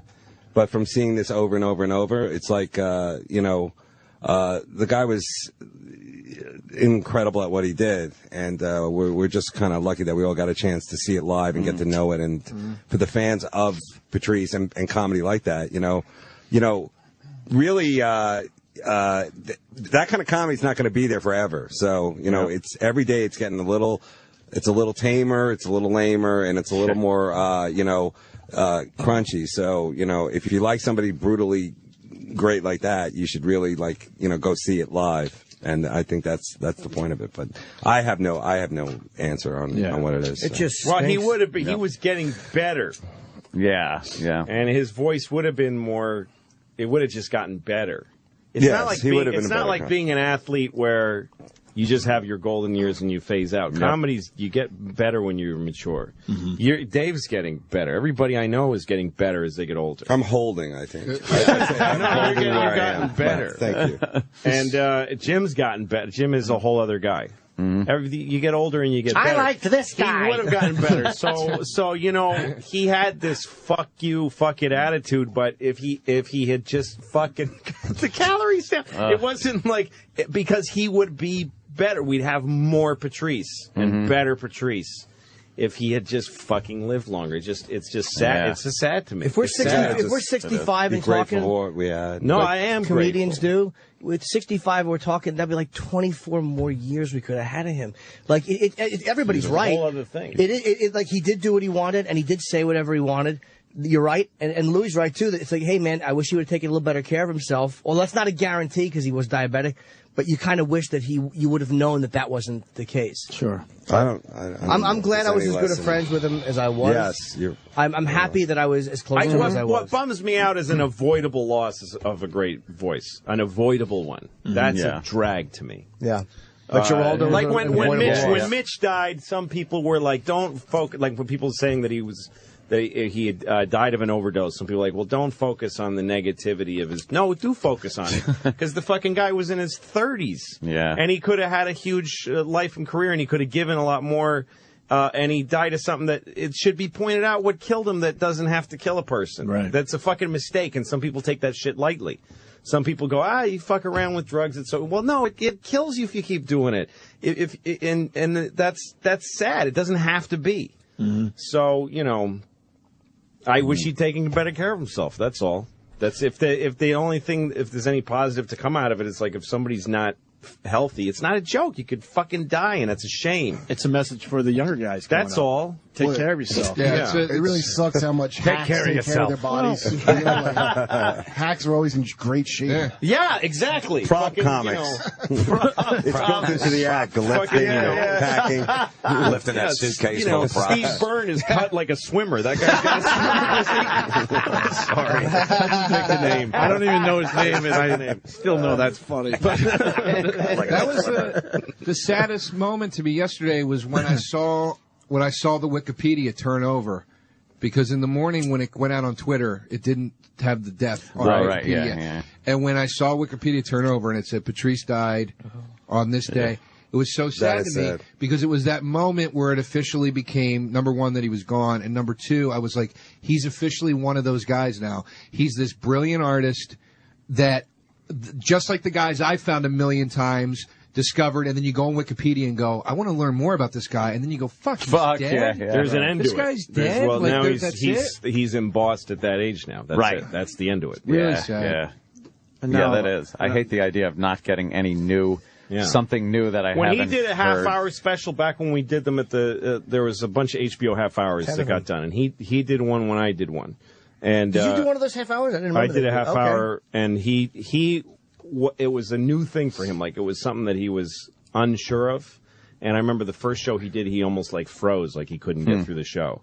And then the second show was good, but it wasn't his best. Like it was people weren't seeing how good he was. Dude, Elephant in the Room's where it came out. But then he fucking figured it out. Yeah, that's and he that was it. That was him going like, and now people actually see how good he was. He could have done 10 of those. That captured his exact. He could have just started churning those out. It would have changed It would have changed the tide for him. He was just naturally funny, and I compared him in an interview yesterday briefly to Pryor because Pryor was Pryor.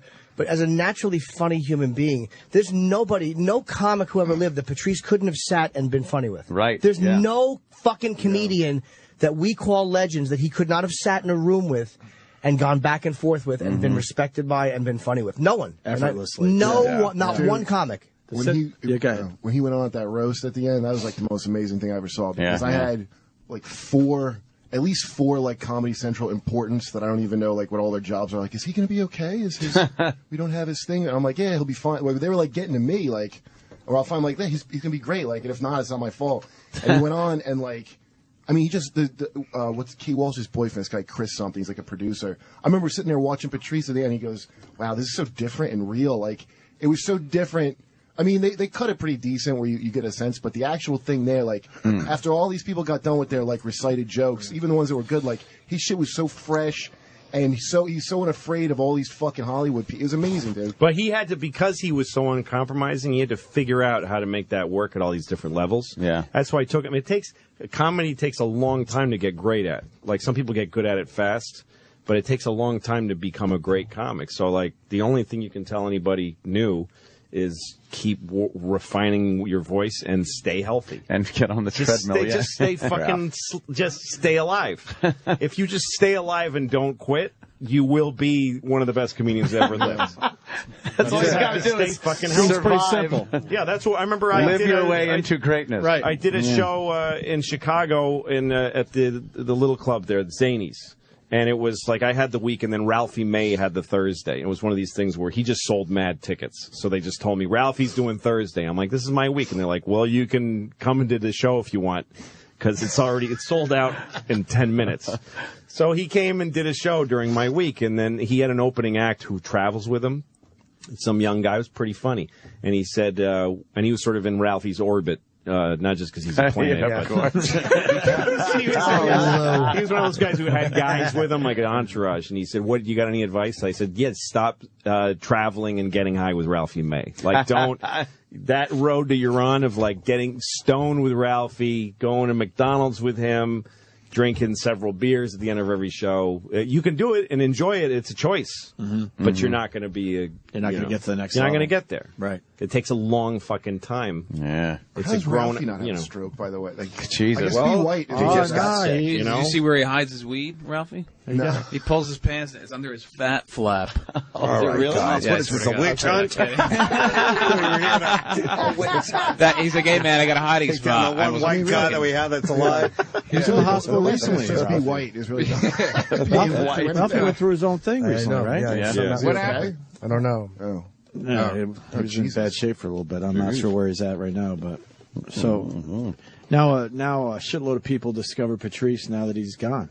Yeah, that's the best thing you can do as far as that's so just, fucked up though. Yeah, go see Elephant in the Room. Well, It's on Netflix now. Buy it, yeah. I think it's going to be on Uncut Comedy one. Central Thursday night. Or... Yeah, but you got to see the uncut one. See the uncut one. Yeah. Fuck those people. There's so much extra shit in there that I didn't realize was in there. It's like an hour and a half, right? It's an hour and 17 minutes. Hour and 17. Yeah, it's fantastic. All right, it's guys. just going to be a bummer when things happen and you in the news and you go like, I would love to hear Patrice's take on that. And unfortunately, sucks. You can probably guess what it would be, though. Oh, you can. Yeah. The crinkled nose. He would have hated her. He would have hated her. Yeah.